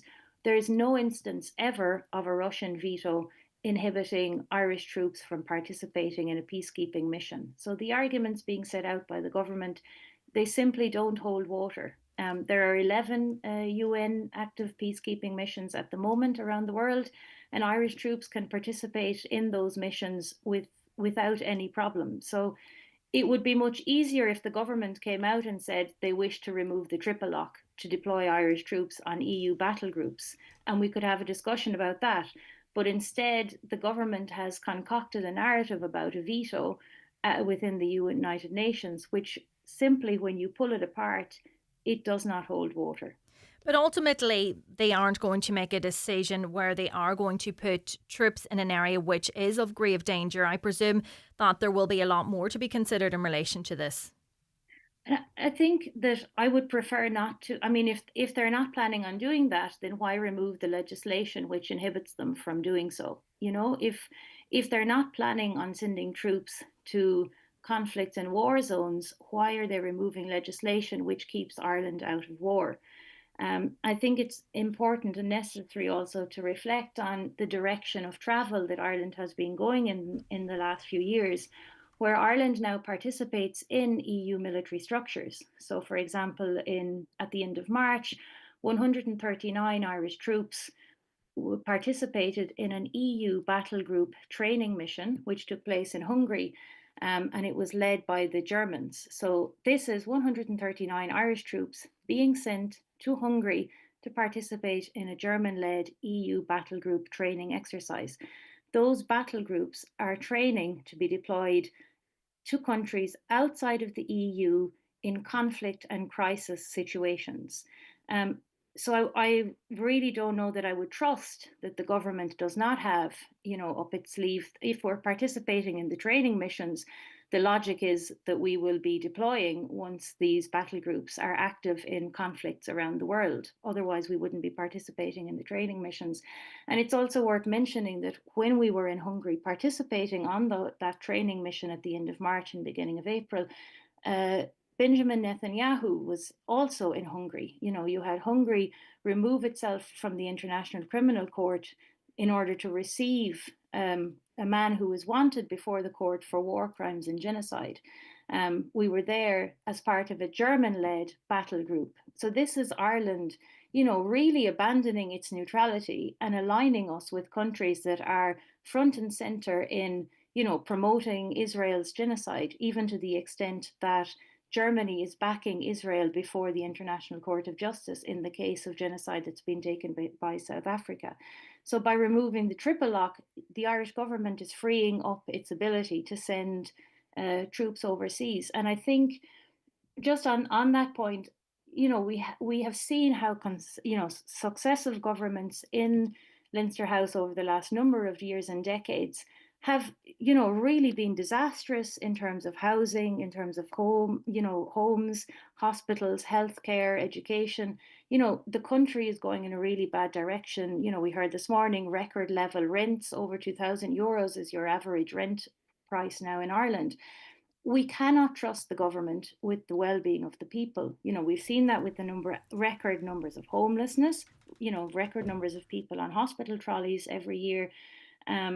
And so why would we trust the government? And Niamh, do you see that there ever could be a situation where the government could roll back on this, or they're too far involved now in this? I mean, yes, of course, they should really, the demand really is that they stop, because they have taken legislation as a proposal now, Cabinet. They can stop that. And that's why we're trying to galvanise, people on the streets, writing to their TDs, getting on the local radio stations, and really calling on the government at this moment of instability and war normalization and normalization of genocide, that we would be saying stop, keep the triple lock, and really reaffirm Ireland's neutrality, including, stop US military using Shannon Airport. We have a situation where the US military flies on a daily basis through Shannon Airport, and those planes will often travel on to the Middle East. We know that the United States is the main supplier of weapons to Israel as it carries out a genocide. And we know that they're flying through one of our airports. I mean, I'm from County Clare. I've been down to Shannon Airport. I've seen US military planes on the runway down there. So really, keeping the triple lock is a bare minimum, but we really need to go much further in terms of upholding our obligations under international law in terms of neutrality. Often there's this idea that neutrality is this wishy-washy issue and it's not really set out in international law, when in fact it's very clearly set out in international law. And, the US using Shannon Airport as it arms and backs a genocide is simply not compatible with international law. And as you outlined there, Niamh, there are so many issues that feed into this conversation on neutrality. But if other countries were looking in on us now, what would your fear be in relation to neutrality, how they would view Ireland then in the future? I mean, I think that this is a question for the Irish people. Other countries that are looking in on us, they will have their own interests. But I think this is an issue for the Irish people, and this is about Irish sovereignty. I think that if there is the idea behind neutrality is that it is a strategy by which you can promote peace actively by encouraging diplomacy. So any country that's looking in on that and critical of it, that's in bad faith. I think neutrality makes warmongers very uncomfortable. I think it makes, we've seen that the European Union, for example, has been pushing war and genocide as a matter of policy. We saw that Ursula von der Leyen has consistently aligned with Israel and failed to call out the genocide for over, 20 months now. So if they're looking in on us and being critical of Irish neutrality, it's because we're failing to align with their warmongering efforts. And we should be proud of our neutrality, and we should hold it up as a beacon of hope. And if there's countries looking at us in a disapproving way, well, they would probably do well to look at themselves and look at where they stand on driving war and conflict. So the Neutrality Roadshow is coming to Donegal this weekend. On Thursday, you're in Annagry and Donegal Town on Friday at the Abbey Hotel at 8 o'clock, and in Annagry on Thursday at 7 p.m. in Skullbull on Pobble. So do people need to register in advance, Neve? No, so anyone and everyone is welcome to come. And that's really, really important. People shouldn't feel like, they need to register in advance or they need to come with a certain level of knowledge or they should be on one side or another in terms of neutrality. This is really about having a conversation. And that, we've had that in the different places where we've gone. We've had people coming from all different backgrounds, people who've been peacekeepers, people whose families are in the military, people who've come who, they've got young children. They're worried that their children may be dragged into war.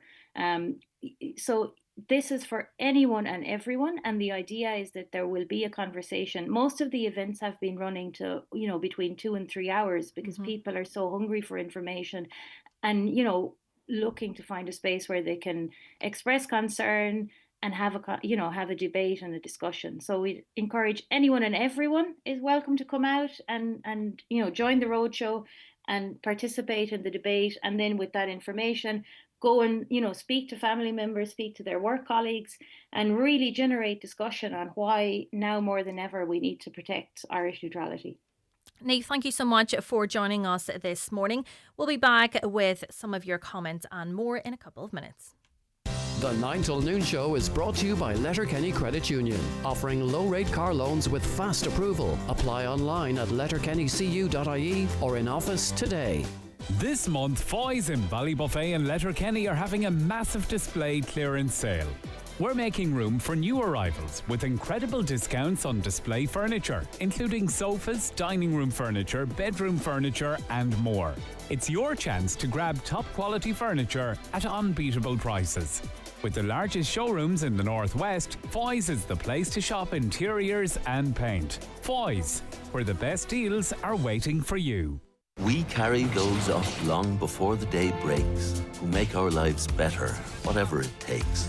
And for those who need some extra assistance, we'll get you on board and we'll go the distance. With new electric vehicles, quiet and cleaner, our growing TFI network helps keep Ireland greener for the days of your life and the big nights out too. We're Transport for Ireland. We're Transport for you. Looking for the ultimate school tour destination? Discover the largest family entertainment complex in the Northwest, Century Complex. Dive into fun with our soft play area, conquer the indoor crazy golf and enjoy a private cinema experience with packages available. Call 07491219976 to book your adventure today. Hoka, the brand that has changed running shoes at Brian McCormick Sports. The ultra-cushioned game changer, Bondi 9, will give you a soft and bouncy transition from heel to toe. Enjoy the increased stack height with a new premium midsole. Look the part, play the part. In-store and online. Click on bmcsports.ie. Happy birthday to you. Happy birthday to you. Happy birthday, dear Volkswagen. Happy birthday to you. Woo! It's the Volkswagen 75th birthday sales event this May 19th to 24th. Celebrate a big birthday for us with big savings for you. Enjoy competitive finance and APR for a limited time only. Visit your local dealer or search Volkswagen.ie. T's and C's apply. Volkswagen Financial Services Ireland Limited is regulated by the Central Bank of Ireland. Order your 252 with Connolly's Volkswagen Letterkenny. See the full range at connellys.ie. Watch the show live now on YouTube, Facebook and at highlandradio.com. Welcome back. It's Monday's 9 till noon show and it's Michaela Clark in today for Greg Hughes. Now, high levels of confidence in Ireland's electoral system have been indicated in new research in the National Election and Democracy Study. Some 94% of respondents agreed that elections are conducted in accordance with the law, and 88% said that elections were well managed and that election officials are fair, while 96% of voters claimed that they are confident that their ballot papers were secret once they put them in the ballot box. I am joined by Professor Gail McElroy from the Department of Political Science at Trinity College in Dublin. Good morning to you, Gail. Good morning, Michaela. Nice to be here. Good. So, in relation to these findings, what's your view on it? I think we should be relatively happy with the outcome. People have a lot of confidence in Irish democracy, in the electoral system, and they're very well informed. And in particular, I think it's quite notable in comparison with findings in other countries, what confidence Irish voters have in the system. Yeah, I actually didn't expect these levels to be as high, which is quite comforting that people do believe that when they're asked to vote, that they are having a proper say in forming our councils and forming our government. Yes, there's very high levels of what we call political efficacy. 80% of respondents felt that their vote mattered in influencing decisions being made by the government of the day. And that would be very high by international standards. So people feel quite efficacious, that they count in the system. And that's a sign of a healthy democracy. And the study also showed that Irish voters are knowledgeable about aspects of the voting and democratic process, which I suppose this is positive in terms of campaigns that run ahead of elections, and I suppose maybe the election campaigns that candidates are running themselves over the years, that this has improved. Absolutely. So we ask a battery of kind of knowledge questions in these surveys. They're quite standard, and 60% of people got 5 or 6 of the 6 questions correct, of those who voted. Now, there are patterns in this. Younger people tend to get fewer of those questions correct, but that's not surprising. As they become habituated to the voting process, their knowledge will increase. But yes, it's very impressive. And there was only one of the 6 questions that a majority of people got wrong. The requirement, is it a requirement essentially that you have to bring your polling card to the station? It is not, but 51% of people answered that it was. And that's understandable. That's kind of a complicated question. And in terms of those who didn't vote or didn't understand the process, what was their reasoning? So these surveys, they tend to get a lot of people who participate in them tend to have voted. So 85% of the people who responded to this survey, which was a random survey that was conducted face-to-face, said they had voted.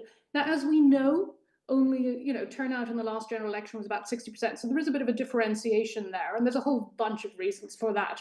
But we were very interested to know why people didn't vote. And so about a quarter of the sample, voters who didn't vote, who were eligible to vote. The reasons they primarily gave for not voting are that they had work commitments or they were away on the day. And in Ireland, it's harder to vote than in many other countries. For most people, you have to be available on the day and turn up on the day. We don't have extensive postal or electronic voting like in other countries. And do you believe then that these findings, they should form a review of how the voting process does take place? Yes, and that's underway. So there are variations across the world. Some countries have compulsory voting. That's not on the table here. But certainly countries like the United States and the United Kingdom have moved to make the barrier to voting lower. Particularly the introduction of postal voting would certainly increase our turnout. It should be borne in mind, of course, that the turnout, which was officially about 59%, is probably understating it. As we know, the electoral registers aren't quite as clean as they should be. So even given how hard it is to vote in Ireland, the turnout rate is quite high by international standards. And have you seen a difference in this on previous years? Have you compared the stats?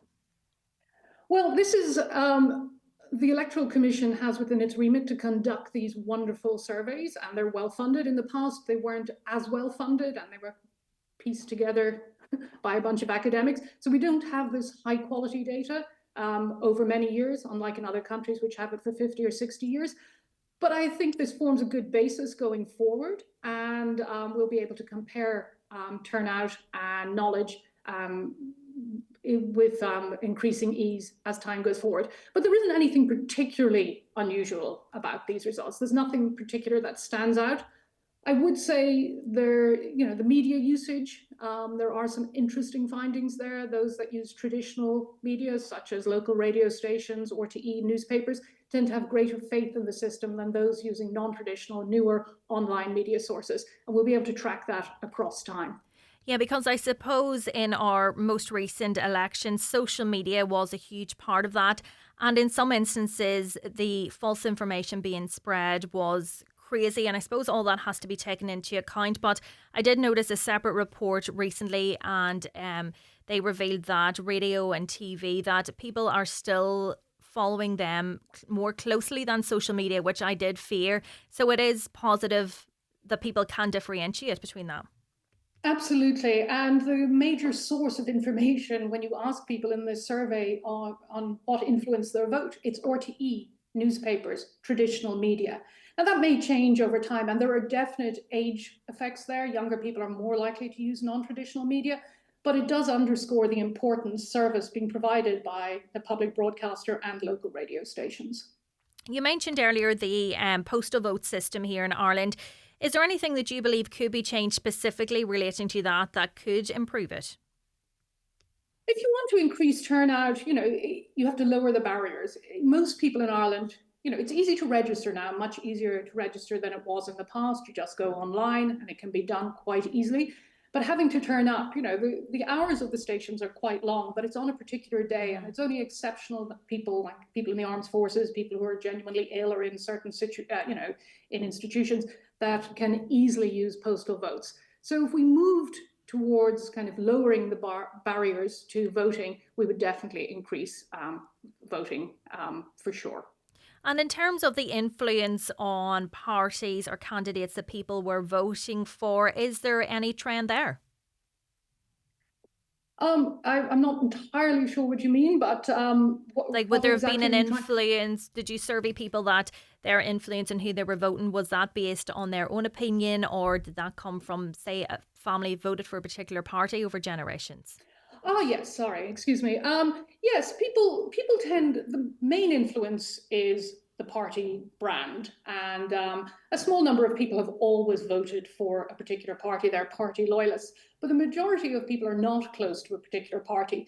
And what we see across the course of the campaign is that particularly the smaller parties, the smaller left-wing parties, can sway voters over the course of the campaign and win their votes.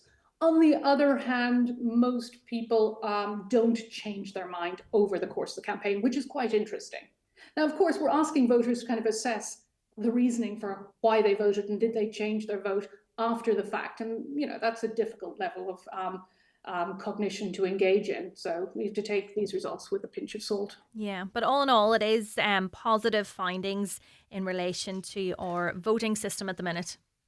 Absolutely. And I think one of the big things is that 75% of those who voted said they were very interested or somewhat interested in politics. I think we should be very pleased with that. Irish people are informed and they're engaged and they have faith in the system. Yeah, and it's very important now to build upon that.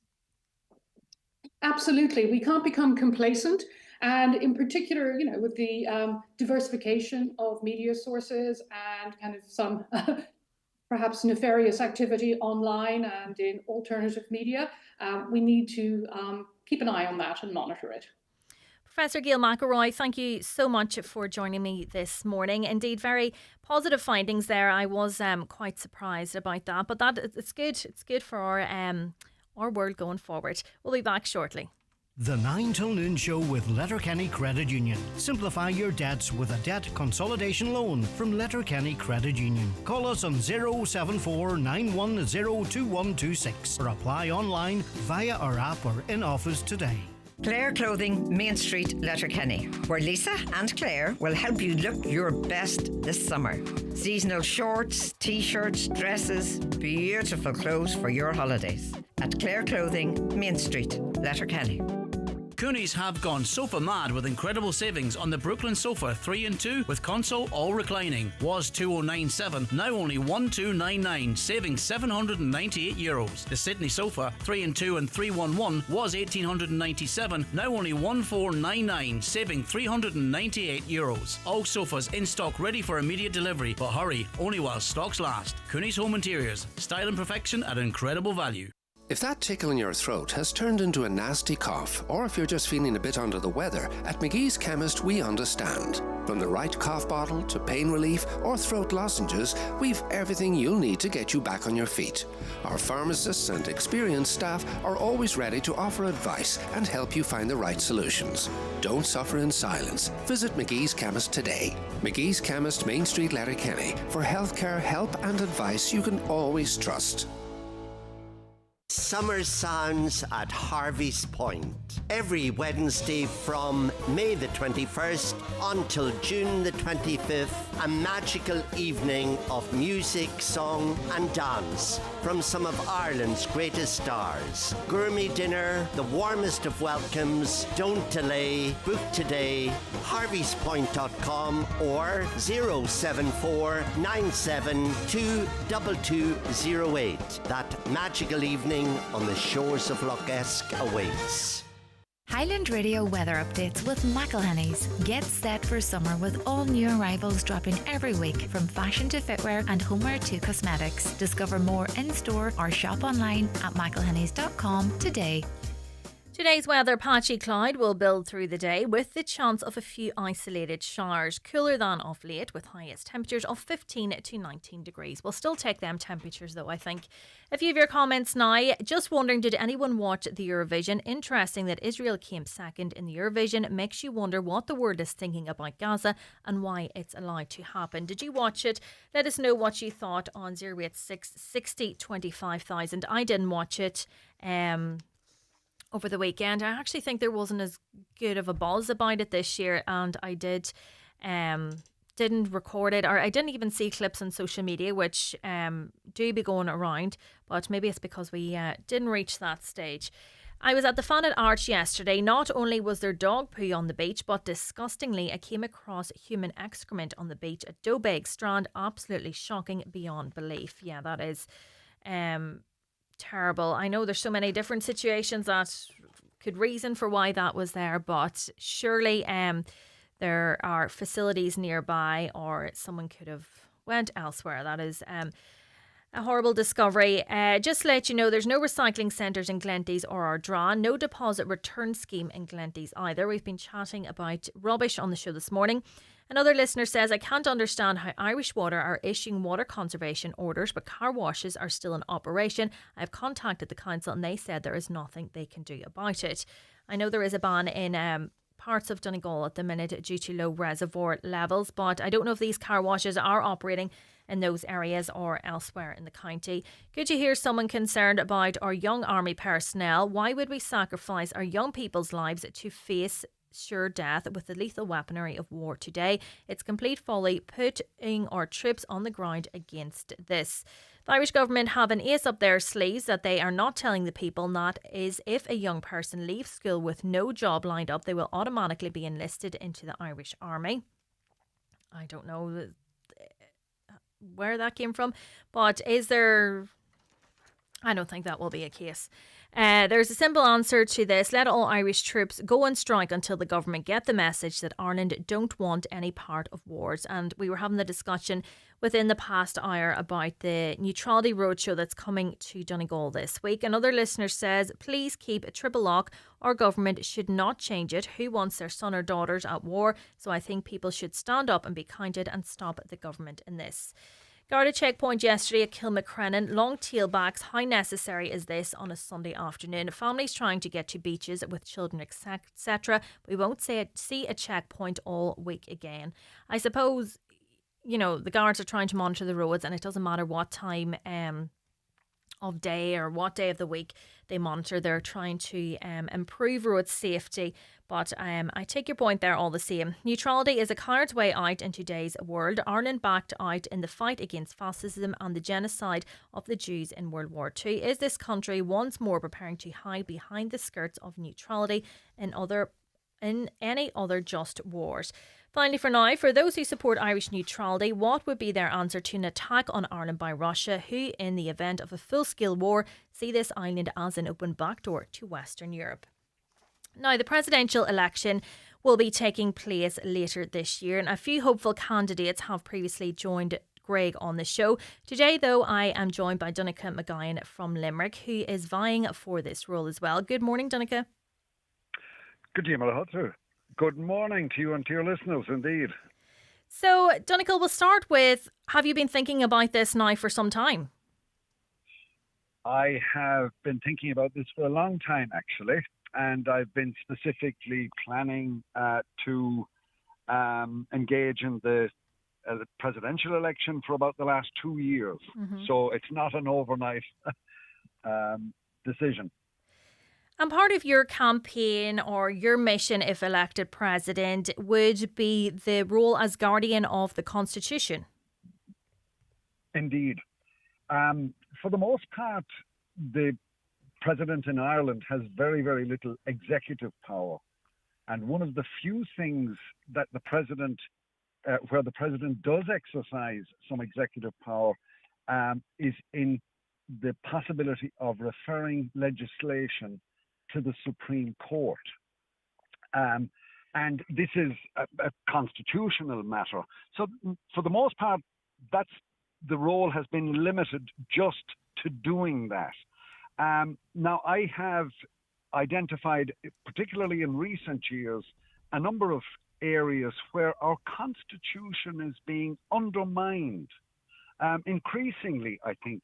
And to a large extent, your elected representatives, TD, senators, ministers, there aren't many votes in dealing with constitutional issues. I mean, they're very, very busy dealing with day-to-day matters, responding to the needs of constituents, responding to world affairs and whatever. And there's very, very little time, really, for elected representatives to, give the maybe consideration that's necessary to matters relating to our Constitution. The President does have that role, but as I said, it's to a large extent has just been limited to whether or not she or he would refer a bill to the Supreme Court before signing it into law. What I'm suggesting that as President, what I would do is establish a forum that would be ongoing, looking at, and not just our Constitution, but the general health of our democracy. Democracy the world over, I think it's not too difficult to see that democracy is under serious threat in so many parts of the world. And we're probably reasonably lucky here for the moment, but I think we need to be very, very aware and not take things for granted. So I'm suggesting the President would be the patron and perhaps even organizer of an ongoing forum. As I said, to look into constitutional issues and issues relating to the health of our democracy. And would this mean that if somebody wanted to change parts of the Constitution, that you would consider this? Well, that could certainly be part of it. And we'll say the most recent attempts or efforts to change part of the Constitution were the two referenda that we had last year on the family and care. And really what happened there was they really weren't thought out well enough. Enough time and effort wasn't put into framing these amendments to the Constitution. And of course, from time to time, as life changes and society changes, we do need to make amendments to the Constitution. But effectively, they were poorly framed. And ultimately, I think something around certainly it was well up in the 60s, if not about 70%, they were rejected by the people. And that's in spite of the fact that more or less certainly all the major political parties encouraged people to accept them, to vote yes, yes. And the people very rightly rejected those two amendments. And this is as I said, this is an area that I feel the President could give more leadership in. Not that the President would make all the decisions and sort of, to tell people what to do, but just give leadership you'd be open to, and focus. And of course, you'd have one. It would have to be subject to, a lot of checks and balances. It's not something, and it would only be an advisory forum. And we've had these in the past. I mean, we've had fora where there was a citizens' assembly. We'll say, for example, brought together to try and gauge public opinion with regard to the marriage equality. And previously then to the abortion referendum, the change to the Eighth Amendment. And I think those worked very, very well. What I'm really suggesting is that you have something like that ongoing on a continuing basis. Doesn't have to be a sitting committee that's employed or anything like that, but that there would be maybe a couple of administrators, and then there would be regular meetings. There would be, varying agenda depending on what would be considered important at a particular time, but that the president could give more leadership in this area. The very first thing a president swears and declares on taking office is that they will maintain the Constitution of Ireland. And I'm taking that statement very, very, literally and very, very clearly, and really adding a little bit of deepening the role, if you like, of the presidency in giving more leadership with regard to our Constitution and our democracy. And Donncha, you're coming to Donegal, so anybody interested, where can they meet you this week? Well, I'm hoping to be around. I'm because it's where I'm beginning my campaign, and this is very much a new endeavour for me. So I'm taking a little bit of extra time in Donegal to sort of figure out how I will make all of this work.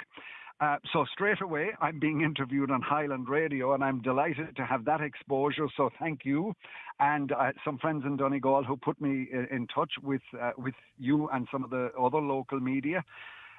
So Donegal for a number of reasons. I'm a particular fan of St. Columba, otherwise known as Columkill, Garton, and all the associations of Columkill with County Donegal. I've done a major study on the Book of Kells, so my love for Donegal is deep on a number of levels. My wife and I also honeymooned in Donegal about 44 years ago as well. And so there are a number of reasons. Now, I'm actually planning to tour Ireland, the whole country, over the next 5 or 6 months. And I basically doing this on a shoestring budget. So at the moment, my caravan is sitting behind me here. I'm just a little bit north of Gort as I head to Creeshla. And we're going to stay in Creeshla for, I'm not sure, maybe 4 or 5 nights and visit, tour around the Inishowen, the north of the county. And my first port of call will be to Tory Island. I've never been to Tory, so I'm really excited to go there. And of course, that too has a wonderful legacy of St. Columba, Columkill on the island. So I'm really looking forward to learning a bit more about that when I get there. Great. Donncha, unfortunately, we're up against the time this morning, but people can come along and meet you, and they can find out more on maxmission.ie. So that is fantastic. Donncha McGuyan there from County Limerick, who has thrown his name into the hat as an independent candidate in the upcoming presidential election. We'll be back with the latest news headlines in a couple of minutes. The 9 till noon show is brought to you by Letterkenny Credit Union. Digital loans now available. Apply online or via our app today and get your loan transferred directly to your current account.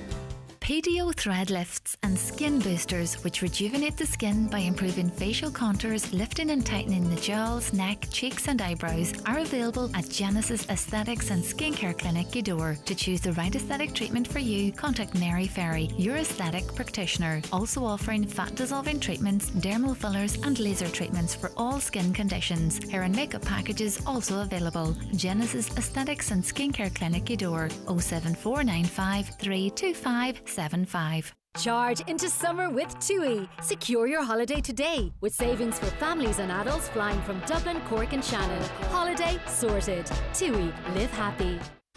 Go electric during our 252 event and discover our full range of rewired iconic Ford cars, including the all-electric Explorer, the all-new Capri, and the Puma has gone fully electric, starting from €29,900. Ford have gone electric. Ireland is going electric. So what's stopping you? Go electric. Book your test drive at Ford.ie. Offer ends 15th of June. Price includes grant and BRT relief and excludes delivery and related charges. T's and C's apply. Celebrate your love at the award-winning Villa Rose Hotel and Spa Ballybuffet. The elegant Cadbury Suite hosts up to 300 guests with a private garden and romantic stone cottage for unforgettable wedding photos. Experience exceptional service that turns your dream wedding into reality. Visit villarose.ie to start planning. 30 years of magic, 30 years of passion, 30 years of unforgettable performances. Riverdance 30, the new generation, is coming to the Gaiety Theatre in Dublin for a limited anniversary tour. Join us on Thursday the 28th of August to experience the rhythm and pure magic of Riverdance, live in the city where it all began. Luxury coach transfers, overnight accommodation on a bed and breakfast basis at the 4-star Grand Canal Hotel in the heart of Dublin. Fantastic seats to the show and free time to explore all that Dublin has to offer. Spaces are limited. Don't miss out on your chance to witness this iconic and unforgettable show. Contact us today on 9125,000 or check out The Outlet on highlandradio.com to book your place now.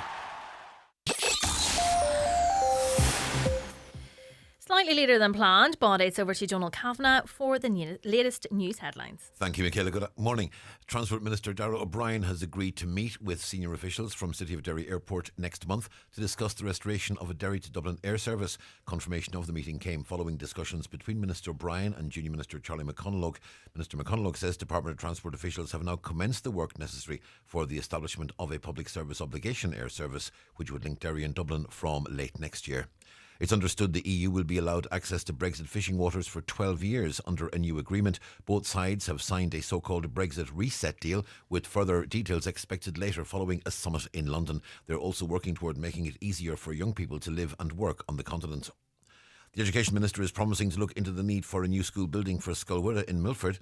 Minister Helen McEntee was responding to Donegal Deputy Padraig McLaughlin in the Dáil. He told the Minister a new school is desperately needed as the current building is in a serious state of deterioration, with children being taught in corridors and storerooms. He says there are also grave safety concerns over the school's location.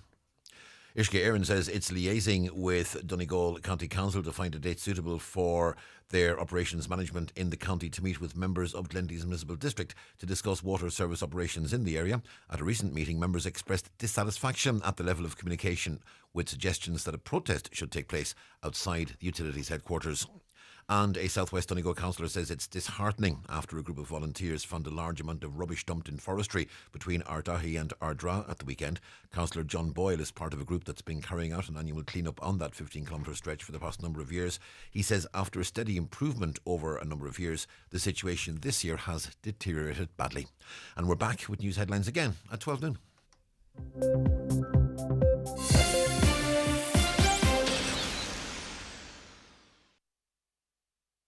These days, we're always being told to be more spontaneous and less predictable. At Uno Energy, predictability is what you want. Our app keeps you one step ahead with daily updates and monthly bill predictions, so you can focus on saving. And right now, we predict savings up to €1,012 on our newest dual fuel plan. With Uno Energy, you just know.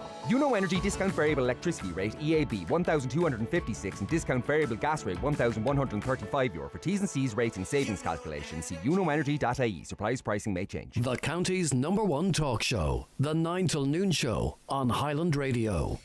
We're into the last hour of today's 9 till Noon show, and I'm joined in studio now by none other than the presenter of the DL debate, Brendan Devaney. Good morning, Brendan. Yes, Michaela, how are you keeping? I'm good. What about yourself? Good. Well, enjoying all the sunshine? We had a wedding in Spain actually at the weekend, so we got back pretty late last night. There was that lovely drive down from Dublin after. It kills you off, doesn't it? Yeah, I tell you what, I'll sleep well tonight anyway, whatever, but last night. Yeah. Good. I'm sure it was well celebrated, was it? Yeah, it was Colin Parkinson, actually, a fella I do a bit of podcasting with. He would have played Leash, and he does a smaller fish there. So me and him will be on. I know him for years, just from football back in the day, you know. So we've always kept in touch, and nice setting out there. Good but stuff. As you said, it's as nice here, you know. So it's nice. So nice. But it's been a busy weekend on the GAA front, Brendan. Yeah, busy weekend as ever. You know, some of the results a wee bit surprising. You know, you're trying to figure things out. Like we do prediction shows and that, and you can get them completely wrong, because at the weekend there, a lot of people were looking probably Galway to win, and certainly Mayo to beat the likes of Cavan and that. So a few surprises in there, and I suppose interesting anyway, and it shows teams that you think maybe their season's going nowhere, then there's a bit of fight and back in there. So listen, keeping the sporting world interesting, and of course we're building up to our neighbours coming to town at the weekend at Tyrone, as you all know well, our lovely neighbours. Yeah. Is it in Donegal or Tyrone? It's in Balbafay. It's in Balbafay. Saturday evening, Very good. Yeah, that'll be a busy game, busy time, Balbafay, when there's matches on. Busy, sure, Michaela, and be jammed. I suppose huge interest in Donegal, particularly after another Ulster title, and probably this time last year, exact same scenario. Donegal Ulster champions, Tyrone came, and it was probably our best performance, I'd say, Michaela, of the season. So. Yeah, it'll be jammed in Balbafay. But there's such a rivalry there that hopefully both teams will show their best, and it will be a great game, hopefully. Yeah, well, listen, Tyrone, very unlucky probably in terms of the season, to go down. There was nothing in the teams, and of course with Mike O'Rourke in there, he is a guy, Michaela, that everywhere he's went, there's been success, and it's often happened in every first year as well. So there's only one thing left to win now, and that's the Big Sam. But listen, they as I say, they were very unlucky to go down, and they had Armagh beaten in many ways in that game, and a lot of people's putting Armagh Donegal on this pedestal. Galway were on it maybe before the weekend. Now, a few people might have changed their mind. Of course, Kerry are on it.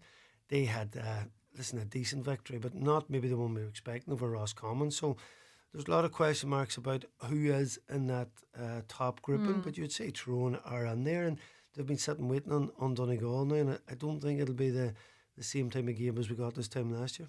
But such an early stage in the competition, but obviously Donegal, I've seen the posters popping up already, people wishing them well, so obviously they'll be out gunning on Sunday. Yeah, listen, the buzz there is unreal.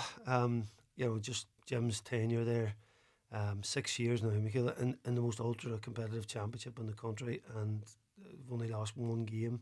And of course, he always just said, listen, that's my teams, we're all part of it. But listen, he is the ingredient that's in that, him and his backroom team again and listen, there's so many tight games in that, a bit like last year, but we've still come out the right side of them. So there's just something about this Donegal team that there's that bit of magic and I suppose sense from supporters that we can beat anybody on any given day, and it's just a matter now of negotiating this tough group, coming out of that, and then it's a long season. There's a lot of tough games, particularly because we had to go through the preliminary round in Ulster as well. So listen, it's some commitment from that group that's there now at the minute. But again, champions again, of course, the backstory, Michael Murphy and like Finbar first year going the right way. So yeah, there's so many plus points there. Injury free is the big thing now. I think, Michaela, you look at different teams around there. Listen, there's a few there's so many key players in Donegal. I mean, at the minute, really own bands. About the only person we're kind of waiting on now. So hopefully, if we can keep all our main men injury free, that's a big thing.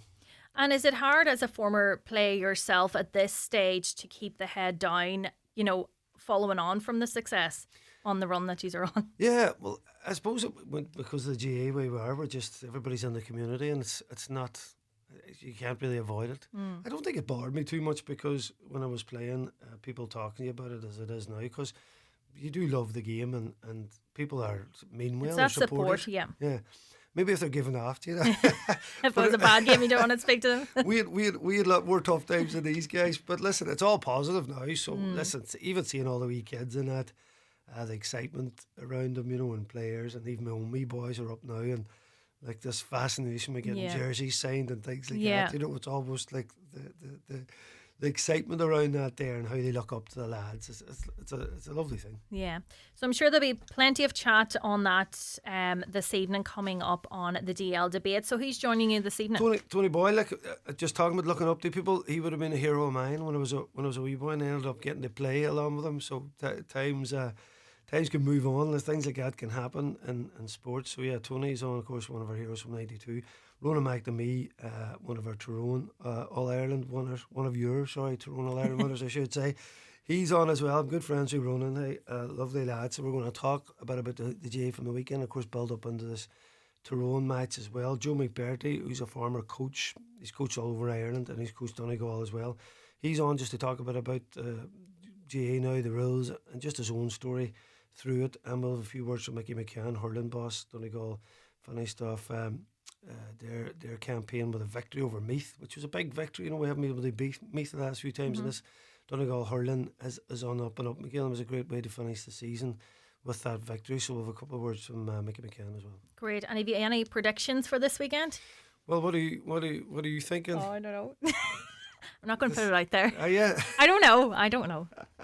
You'd be more clued in than me, to be honest. But that's what I'm saying. At the weekend, I think a lot of people would have certainly said, because Dublin was a lot of question marks about Dublin, and Galway were at home. And again, after Mayo's performance against Galway, again thought, is there something in Mayo and Cavan, who were absolutely terrible against Tyrone, turn around and beat them. You just don't know. So predictions, listen, see what happens. Well, I know who you'd be hoping for. Well, Donegal's record at home, this is a difficult assignment for Tyrone. There's like Donegal just have been immense in Ballybofey. I can't remember a few years back in the qualifier, Tyrone coming, and they're one of the few teams that have won this last 12 or 15 years at Ballybofey, and they certainly have the ability to do that. So it'll just be see how they recover from that defeat to Armagh. And listen, Donegal would be favourites going on to Michael, but certainly there'll not be a lot in it. I don't think it'll be like last year. It'll be a lot closer. It'll be a good watch anyway. Good watch. And good listen. Yes. So anyway, we'll be listening from after the 7 o'clock news this evening. The DL debate with Brendan Devaney is on then, and it's also podcasted on highlandradio.com. We'll be back again shortly. The 9 till noon show with Letterkenny Credit Union, now offering mortgages from €40,000 to €600,000 with no hidden fees or transaction charges. Letterkenny Credit Union, 9102127. Worldwide travel made easy from Donegal Airport. Twice daily Aer Lingus flights via Dublin connect you to Aer Lingus and Qatar's global network. Enjoy a smooth journey. Book now at aerlingus.com and start your next adventure from Donegal Airport. Print Supplies and Frosses delivers managed print solutions that save you time and money. With remote servicing and local support, we take the hassle out of printers and photocopiers. Stay efficient, stay supplied. Email sales@printsupplies.ie today. Print smart, save money, trust local. At Hidden Hearing, we believe you should keep hearing it all. Keep dancing, keep celebrating, keep laughing, keep being you. Call 1-800-370-000 or go to hiddenhearing.ie and book a free hearing test today. Hidden Hearing, your hearing is our expertise. Save more with real rewards at Doherty Super Value Carndonagh. Walker 6-pack only €1.50. My Waddy 1 litre €2. Incredible value every week. Unlock exclusive savings and shop smart, where rewards really add up. Only at Doherty Super Value Carndonagh. Hi folks, Paul McDevitt here, inviting you to join myself and Jimmy Stafford this Monday night for another edition of the Monday Night Sessions. On the show this week, we welcome Letterkenny singer-songwriter Fionnuala McMenamin. Armagh singer Laura Ann McGurk will also be joining us for a chat and a few tunes. And from County Wexford, we say hello and a big welcome to singer-songwriter Chloe Fortune. So that's the Monday Night Sessions this Monday night between 8 p.m. and 10 p.m. As always, right here on Highland Radio. Highland Radio Time Checks brought to you by EirGrid, the operator and developer of Ireland's electricity grid. EirGrid, powering up communities, powering up Ireland. The time is... The time is 11:15. Now, we've been contacted by a listener who's looking to raise awareness about a scam. They say, my mother was almost scammed yesterday. She's an elderly, almost 89. She took a call from a Kevin Walker from the fraud team at Bank of Ireland, with whom she has her bank account. She told her that €1,100 had been taken from her account, but thankfully Maria had intercepted the fraud and had identified the monies were sent to a Robert in Bangladesh. Asked her if he was a relation, that the monies will be returned to Mum. They were on the phone to Mum for 2 hours. He was extremely nice apparently. It was a 3-way call, as Maria was also on the call. He was saying things such as no one can afford to lose that amount of money. Everything is so expensive, ESB bills, living costs, etc. For someone who is generally so alert to these things, Mum was taken in. Maria was saying that she was afraid she would lose her job if the fraudsters realised that she was the one who identified the fraud. They told Mum that to get the money back from Bangladesh, it had to be done through Western Union. But the problem was that Western Union can only transfer funds in round sums. In this case, Bank of Ireland would be sending back €2,000 to Mum's account. So firstly, Mum had to send €700 to Bangladesh via Western Union. Bank of Ireland were giving her an extra €200 for the inconvenience, time spent on phone, etc. They warned her not to disclose this information to anyone and that the closest place to get her Western Union was a Donegal post office. Her neighbour took her to the post office as Mum doesn't drive. Kevin was on the phone all of this time. He told her to say to the post office that it was a personal transfer and not to disclose any details. He told her to go outside and said he would give her the details to fill in the Western Union form. He had also told her to bring her ID and proof of address to the post office for the transaction, and she did all of this. The listener says, thankfully the lady in the post office felt something wasn't right and told her that Western Union wasn't working. Kevin and Maria told her to go to another post office. Mum said she could get to a closer one more easily. It was on the way to it that her neighbour said that it didn't sound right and to call me, her daughter, which her friend did. I contacted Bank of Ireland fraud team immediately to ensure Mum's account had not been compromised, which it hadn't. Mum came very close to losing €700, but she was also totally stressed and shaking when I met her. Thankfully, she had only confirmed her name and address and telephone number on the phone and had not disclosed her bank details. I wanted to bring it to people's attention because there are so many people, and especially elderly people, who are living alone, and it's awful to think that these scammers are targeting them, putting them into a state of stress and fear, and will in many cases take their savings. I suppose it's so easy, as the listener mentioned there, especially elderly people falling into this trap. And when somebody mentions ESB bills and cost of living, those are issues that are constantly, like cost of living's constantly in the news and people pay ESB bills. So you can see how somebody can fall for that, but it is so important, especially relating to the transfer of money, to take all precautions. And if something doesn't seem right, just contact even a family member and get them to check it out for you if you're not sure. And you can never be too careful in relation to this. Now, today's Monday Focus is all about World Inflammatory Bowel Disease Day, which is today, May the 19th. Marking World IB Day, Crohn's and Colitis Ireland has published a new guide on talking to people with IBD. They will also host IBD 101 webinar and patient panel discussion this evening between 6:30 and 8:30. I'm joined now by Alana McGrory, who is from Lahey. Good morning, Alana. Morning, Michaela. How are you? I'm good, thanks. So you were diagnosed with Crohn's disease, and this is the reason you're speaking out. Can you take us back to when you were diagnosed? So I was diagnosed, it'll be 9 years now at the end of this month, in 2016. I was 17 at the time. So my diagnosis was, in terms of the grand scheme of things, a quick one. It took about 2 months to get diagnosed, but even through those 2 months, I was barely eating, couldn't keep food down, running to the toilet all the time, no energy, just nothing. I lost a stone in weight in about 6 weeks. That's about 6 kilos in 6 weeks, which is significant because I didn't have weight to lose. I was healthy enough prior to being sick anyway. So lots of trips up and down to Sligo Hospital and like the GP. It got to the point where, like, waiting lists or whatever, there was just one morning Dad was like, okay, we'll go down to the Galway clinic, A&E's private hospital down in Galway. And in through there immediately, I was scoped both ways. So both ways the next morning, and I did diagnosis, I think 3 days after that. And I spent a week in hospital at the time. So that was my diagnosis. It was quite quick, very all over the place. Yeah. We didn't know what was going on for a bit of time. But once we had a diagnosis, everything just fell into place. And it's like, okay, now we know what we're dealing with. That's the big thing, is getting the diagnosis.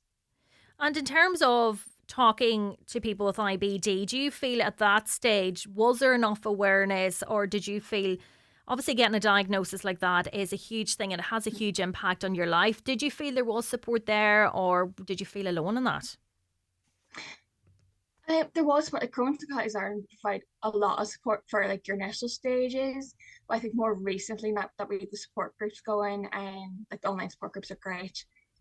Recently, but back then, like, I got the diagnosis, and the first thing gastro asked me was like, "Oh, is there anybody else in the family who has it?" And I'm like, "No, I don't think so." But then 3 days later, one of my aunts said, "Oh, it should be 3 cousins in the UK that have that." And then I think 2 or 3 years later, it was one of my older cousins, he was diagnosed. So it was just like, nobody ever spoke about it. And like, this is the whole point. Like, we need to speak about this. It's not just about going to the toilet. There's so much more that affects people who have IBD, whether it be Crohn's or colitis.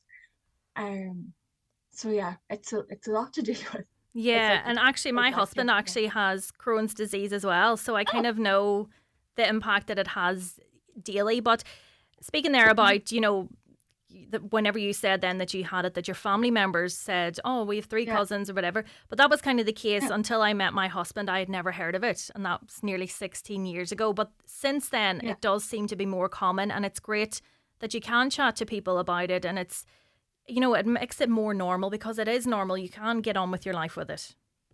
Oh, you really can. So for myself, I take 1 injection every 8 weeks, and we just keep an eye on the bloods every 6 months, and I go about my life as normal. There is days that, you know, you do overexert yourself and you might be fatigued, like for the next couple of days, like, and I mean fatigue as in like sleep problem stuff. Like you just have to let your body do its thing. Or like you might get a flare up every now and again. Like for mine, I'm lucky. My flare ups, like if I do get one, it'll only be 24 hours and it's dealt with. Some people could be in a flare for months, even years, and they can't figure out what medication or what diet is going to help them. Because once you've met one person who has IBD, you've only met one person. Everybody is so different, because depending on what part of the gut's affected, and it's amazing how people can be so differently affected by one condition. And I suppose the important thing is as well, if anybody out there that is experiencing any issues, that, you know, get checked out, because especially Crohn's, getting that tackled immediately is paramount in relation to getting it under control. Absolutely. Like I know people who, like, they were trying to figure out what it was, and then, you know, it got so bad, or they left it a bit too long, and the next thing people end up in A&E and go for emergency surgery, and they ended up immediately with a bioresection or a stoma, which might have been avoided, like pushed it further down the line, but they just end up that immediately, and that's a whole other challenge in itself. You know. And how has it impacted, Alana, in terms of your diet? Have you had to change that much? So I think mine one's a bit quirky. I can't have any cocoa, so any chocolate was a no-go, which was very disappointing for me, because I was a huge chocoholic when I was a kid. I can't have beef or venison, mushrooms, and then olives, like sucralose, which is a common sweetener. I have to avoid it like the plague. Right. I could just, you can have, like, imagine small amounts, but if you ever have like it like regularly, you just know it's not going to not going to do the trick. So like all of those additives, like emulsifiers, all that kind of stuff, just they don't do.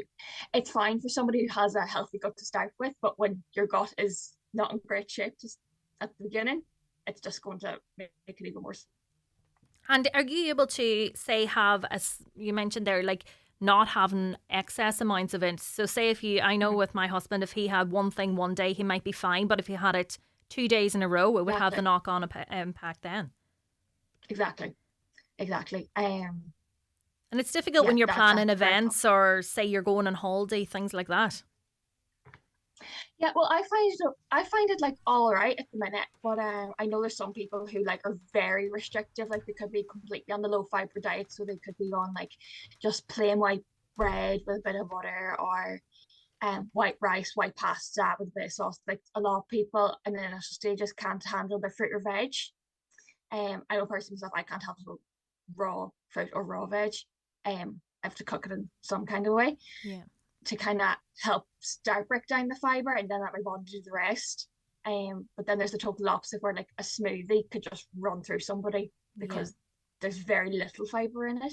It's very complicated, I have to say. And that's very difficult and very overwhelming when you're diagnosed initially, to try and combat that and figure out what you can and can't eat, because obviously they tell you stay away from this, but everybody is different. Exactly. Like I said just there, I can't have beef, whereas I know somebody in Galway who just eat pure carnivore diet, don't do anything else, and they're perfectly fine with that, which is crazy in my eyes. So yeah, there's lots of stuff. Trial and error. A listener said, if it's not too personal, what were the symptoms of Crohn's disease that you had?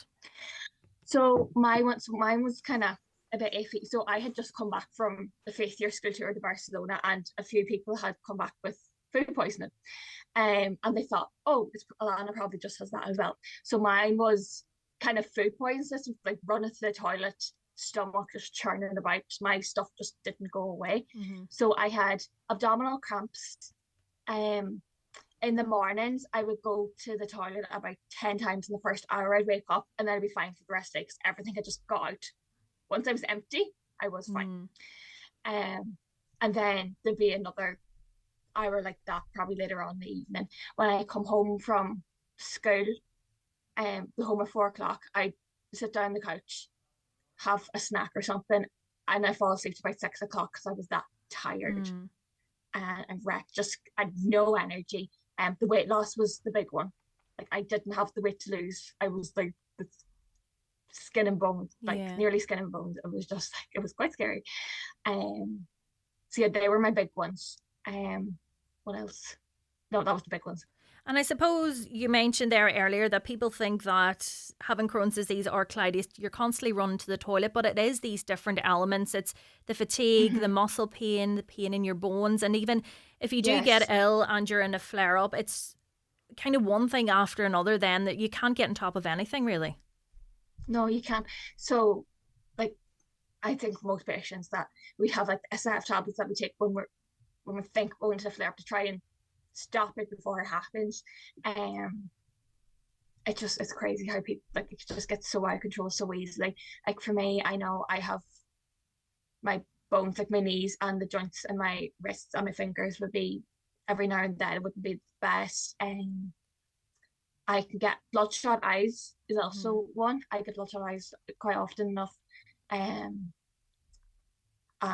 people's prescriptions kind of tend to change a wee bit faster, I think, as well. And a lot of people can get psoriasis along with it, so they have skin issues. So there's quite a lot, and we also be so careful with the sun. Yes. I know particularly because of the medication I'm on. Like these last few weeks, I've been SPF 50 all over every day. I know. And in terms of the medication, Alana, have you found have you been on the same medication for some time now, or have you had to change it? So in the beginning, I was on azithromycin, so that was the tablets. That was like kind of half my 6th year, and then to get me through to the end of leaving cert, I went back onto my steroids, and I started on Humira the June of my leaving cert. I was on that for 2.5 years. And then I switched over to Stelara because my body you can make antibodies against biologic drug. So my body had made antibodies against Humira, so therefore it wouldn't work anymore. And now I've been on Stelara for 3.5 years. Yes, 5 years. Sorry. 5 years flies. But it's amazing. Yes, I've been even on one drug for 5 years now. Yeah, the advances in the medication as well, because I remember my husband was on the one drug for years and years. Then it was changed during COVID, and then he was told he's immune to that now. So there's an additional 2 other options, whereas in previous years there was no other option other than the infusion he used to get. So I suppose it's positive for anybody who does suffer with it that advances are being made.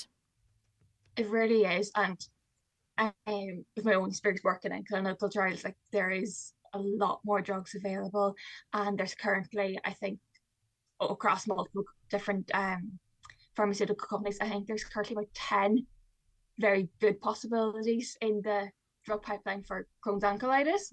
So it's very good at what's coming down the line. And in your work now, are you focusing on medications for Crohn's and colitis, or is it a range of?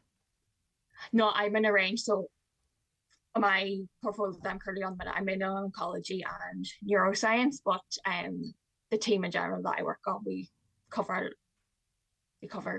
immunology, with Crohn's colitis also covered in that, but we also have drugs for different conditions like Alzheimer's and breast cancer is what I'm on. So yeah, there's quite a few areas that we work on. And in terms of Crohn's and colitis Ireland, how beneficial do you feel? I know with my husband, the newsletters and things like that are really helpful sometimes. Do you feel that it's an organisation that really does help you through the journey? It does, because once you're talking to somebody who also has it, you don't have to explain yourself. they know, or like they'll know most of it, and like you just like, oh, how are we different? And then once you know the differences, then you can have a proper conversation. Like you don't have to repeatedly be explaining like what can happen if something went wrong.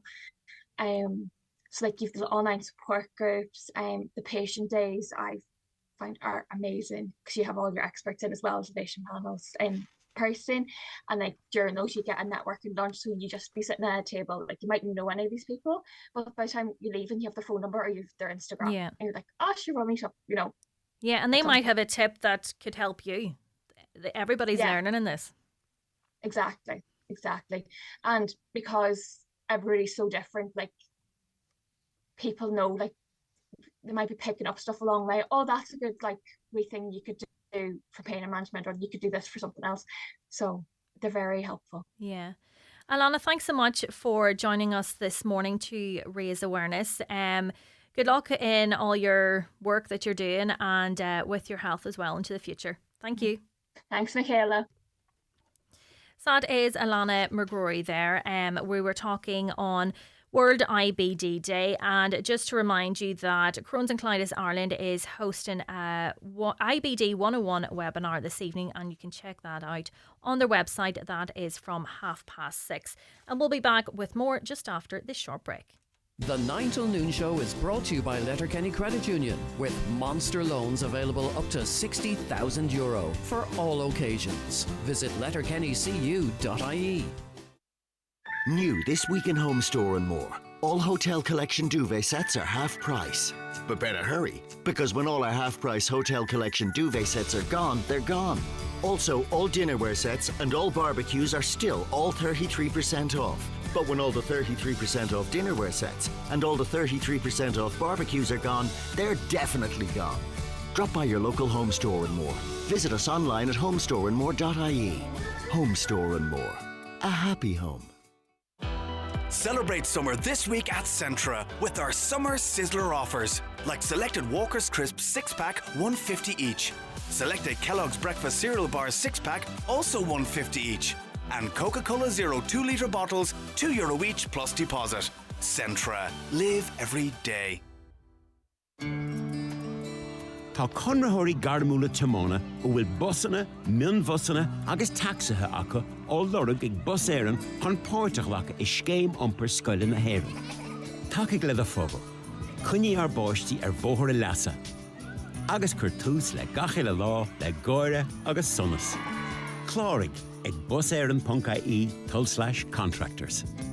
Feimíonn bus éireann an scéim iompar scoile thar ceann na rinne éideachais. At Restex Beds, we are celebrating 50 incredible years in business. And we are introducing our brand new Glenveigh mattress, comfort that's as legendary as our half-century legacy. Experience 50 years of bedding excellence at Restex Beds, Mountaintop Letterkenny. Restex Beds, leave the rest to us.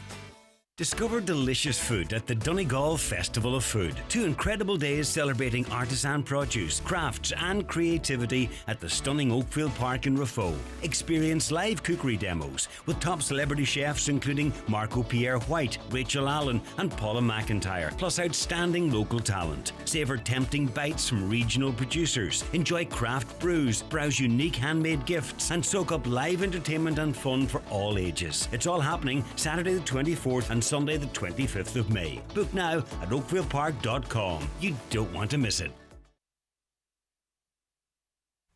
Welcome back to the 9 till noon show. It's Michaela Clark in for Greg Hughes today. I'm joined now in studio by a couple of guests.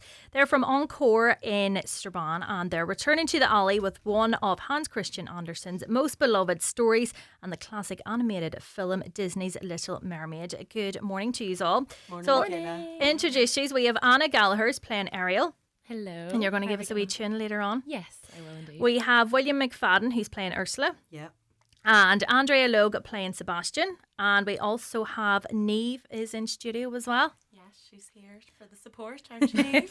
Neve's cheering us on today. Yeah. Plenty of guests in here to give us an insight into what people can look forward to. So Anna, you're not the star of the show, one of the stars of the show. One of the main. No, one of many. Yeah, so how's rehearsals been going? Yeah, it's been going really well.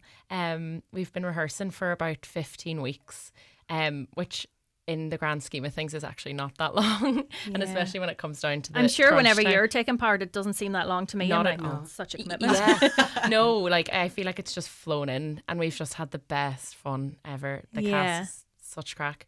But we just had a really, really hectic week there. We were lucky enough to be in the theatre the last couple of days, which isn't usually the case. Okay. Which has been a real privilege and a real help. So we met with our 13-piece orchestra during the week, and that's really got us excited.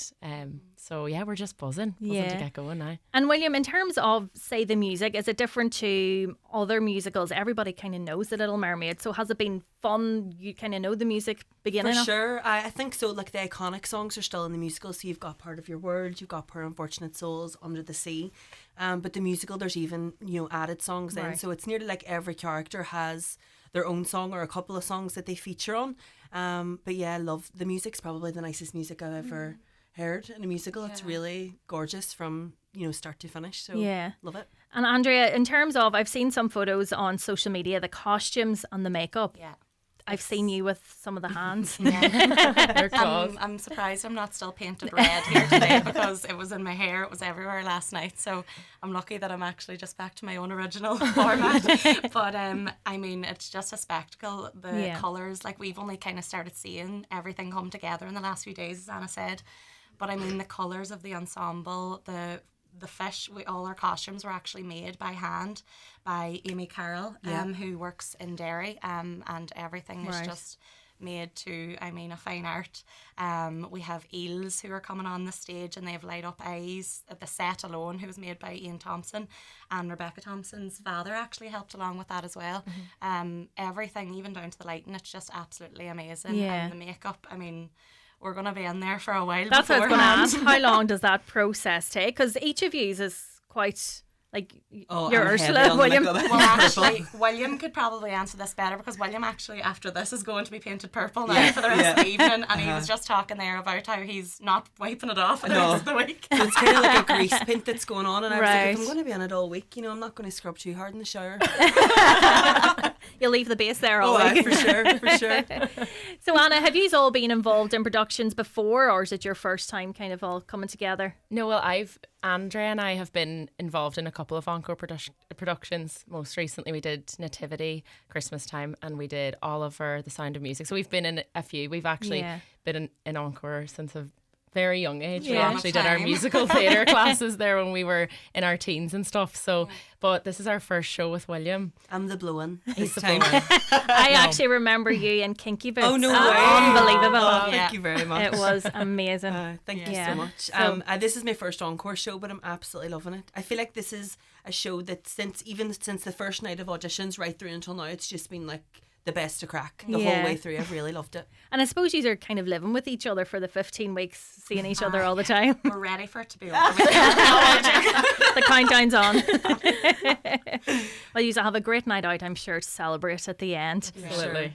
Sure. So is there people from all right across Donegal, Strabane, Derry, all involved? Yes, so there are people from I all did the over. research this morning. So we've got Milford, Derry, Yarton.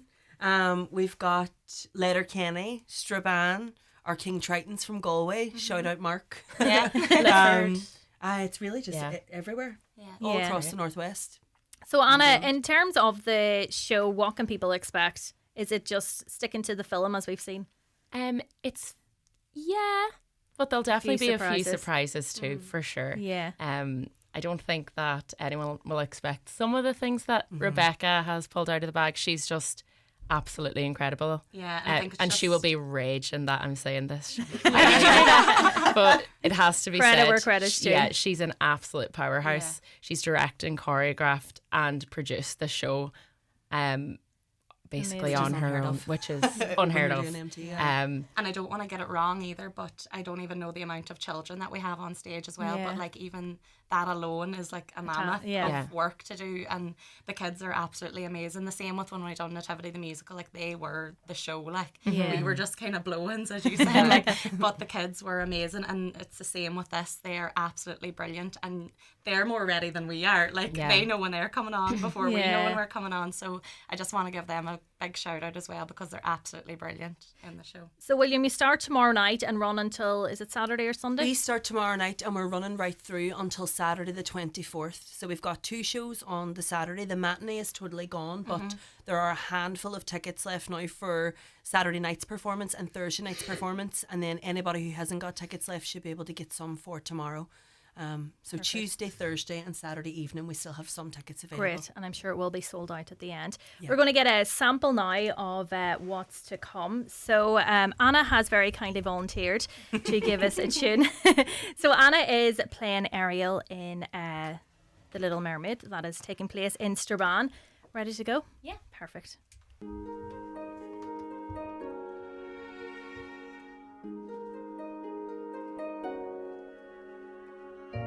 I just don't see how a world that makes such wonderful things could be so bad.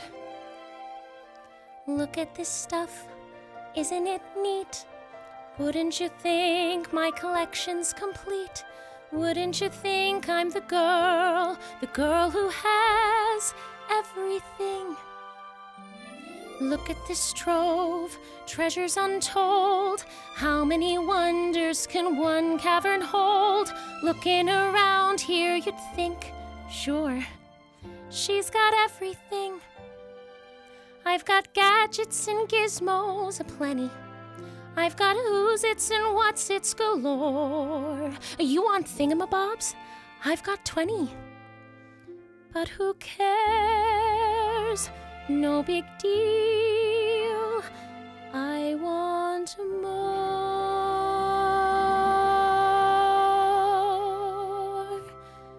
I want to be where the people are. I want to see 'em dancing, walking around on those, what do you call them? Oh, feet. Flipping your fins, you don't get too far. Legs are required for jumping, dancing, strolling along down the, what's that word again? Street. Up where they walk, up where they run, up where they stay all day in the sun, wandering free. Wish I could be part of that world. What would I give if I could live out of these waters? What would I pay to spend a day warm on the sand? Betcha on land they understand. Bet they don't reprimand their daughters. Bright young women, sick of swimming, ready to stand. And ready to know what the people know. Ask 'em my questions and get some answers. What's a fire and why does it? What's the word? Burn. When's it my turn? Wouldn't I love to explore that shore up above?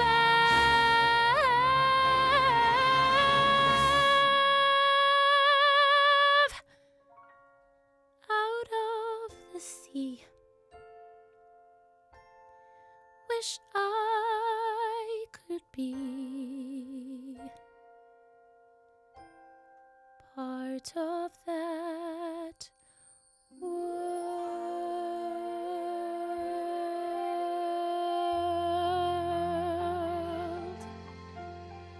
Amazing. Unbelievable. Thank you. And I'm sure everybody is that level of talent. It is unbelievable. If not more. A lot more. It's I don't kind of know hard about to that. follow, It is, isn't it? it's a hard one to follow that one. But I mean, Jared Bradley, who is our musical director, he has just really whipped us into shape over the last while.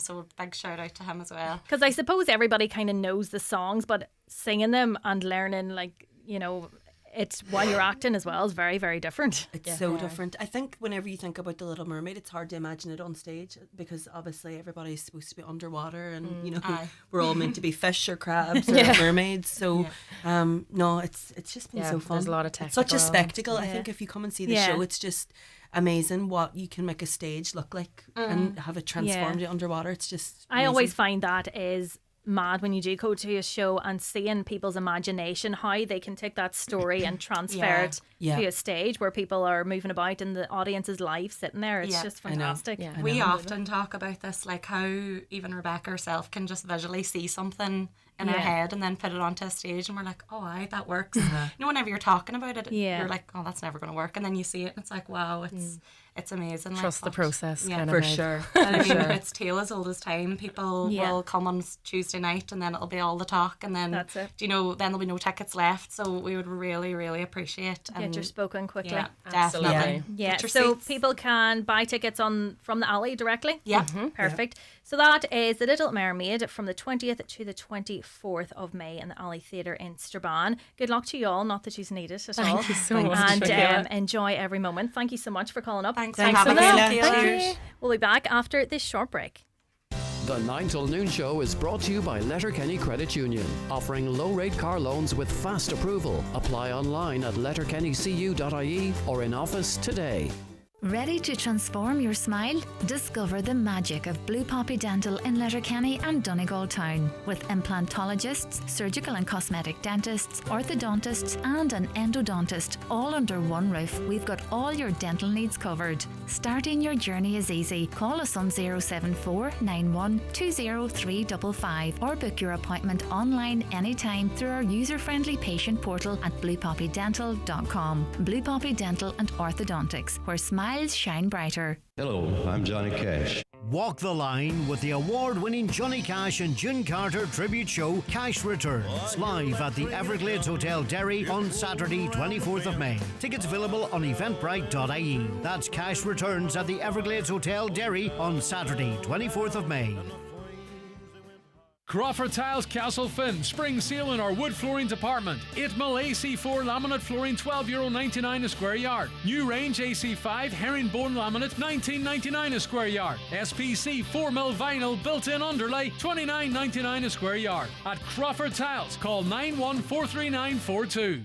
Do you suffer from high cholesterol, menopause symptoms, digestive issues, anxiety, aches and pains, or a lack of energy? The highly trained team at the Natural Way Letterkenny can provide advice on natural remedies for a number of individual health issues. The Natural Way also has its own brand of herbal treatments to help fight fatigue, relieve digestive discomfort, maintain a healthy immune system and alleviate common menopause symptoms. The Natural Way at Letterkenny Shopping Centre, your one-stop health shop. Loganair says, let the wee ones fly.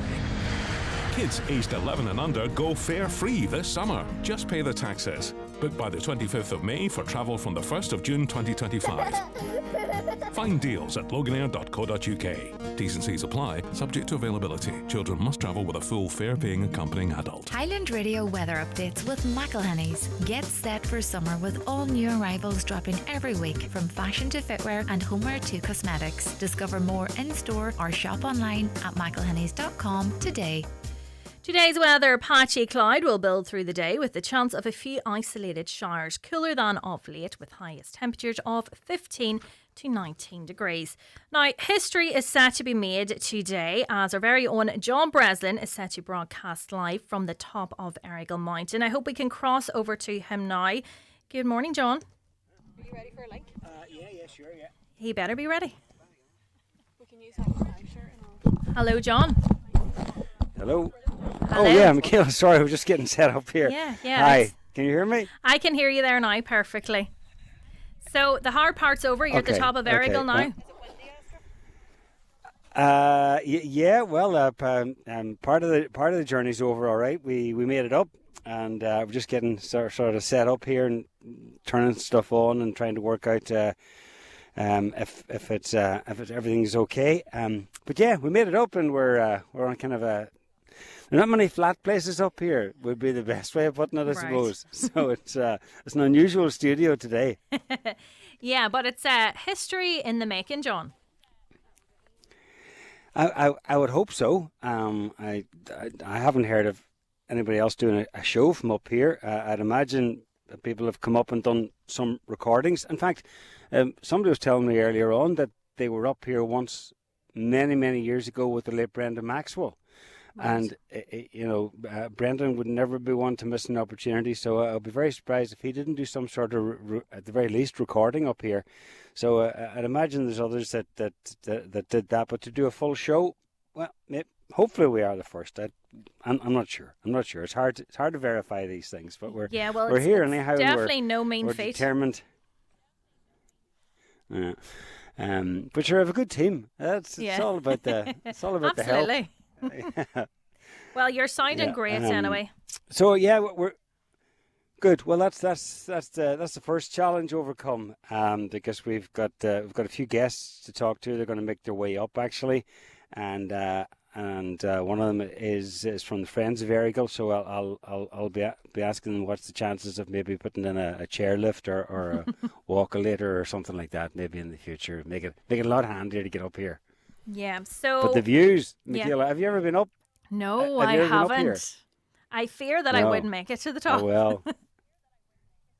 Oh no, you would. Oh, you would. You just take your time, and it's brilliant because the views. I mean, just to say they're spectacular is an understatement, and the panorama, just the sheer expanse of it, looking all the way down to Dunfanaghy and out to Tory, and then the other way across to Truscott's. It's incredible, and especially on a day like this because the sun's shining, and you can see for forever. You couldn't amazing. have picked better weather to go up, definitely. Absolutely. So and how long did it take you getting up? We were kind of having that conversation earlier. We took a few wee breaks. We didn't overdo it. We took our time coming up, and took us about 70 minutes there, give or take. Okay. And there's kind of two peaks up here. There's a sort of a one man's path. Is this called Little Errigal? Anyhow, there's sort of Little Errigal's on over. I'm being told so there's sort of two peaks here, and there's a one man's path between them. And we came over to the farthest away one, and just to try to find a kind of a level spot to set up, So we're here anyhow, and hopefully our signal will hold, and we'll do a bit of broadcasting from here. So it's I'll tell you what, I don't think there's a better view from any radio studio anywhere than we have today. That's for sure. Absolutely. So you have a feto guests. Who's joining you today? Yeah, well, we have a few guests. As I said, we are going to be chatting to the Friends of Errigal, which is the people responsible for getting the path put in. The Josephine Kelly's coming up for a chat, and then Neil Colin McGill Aspic, who can see Errigal from his house and comes up here regularly. I'll be chatting to him. And David Leonard, who's the programme officer with the Wild Atlantic Way with Fáilte Ireland, he's going to have a chat with us just about what Errigal means in the overall tourism package in Donegal and for the Wild Atlantic Way, because we've met so many people today on, coming up behind us, and met people coming on the way down who've already been up this morning. So it's a huge attraction. When we got here at like 10 o'clock, and the car park was almost full. So it gives you an idea that just how popular it is, and so we'll be chatting about what the mountain means, why it's such an iconic location, what it means to tourism overall, and how relatively easy or how accessible, I suppose, the mountain has become now since the path's gone in. So yeah. Well, John, we'll let you get back to finishing the setup, and we'll be tuned in from 12. Okay. Listening to all the lovely voices. Thanks, Michaela. Thanks. So that is John Breslin. He's set up at the top of Mount Errigal now, and make sure to tune in from 12 noon until 2:30 to hear all about Errigal.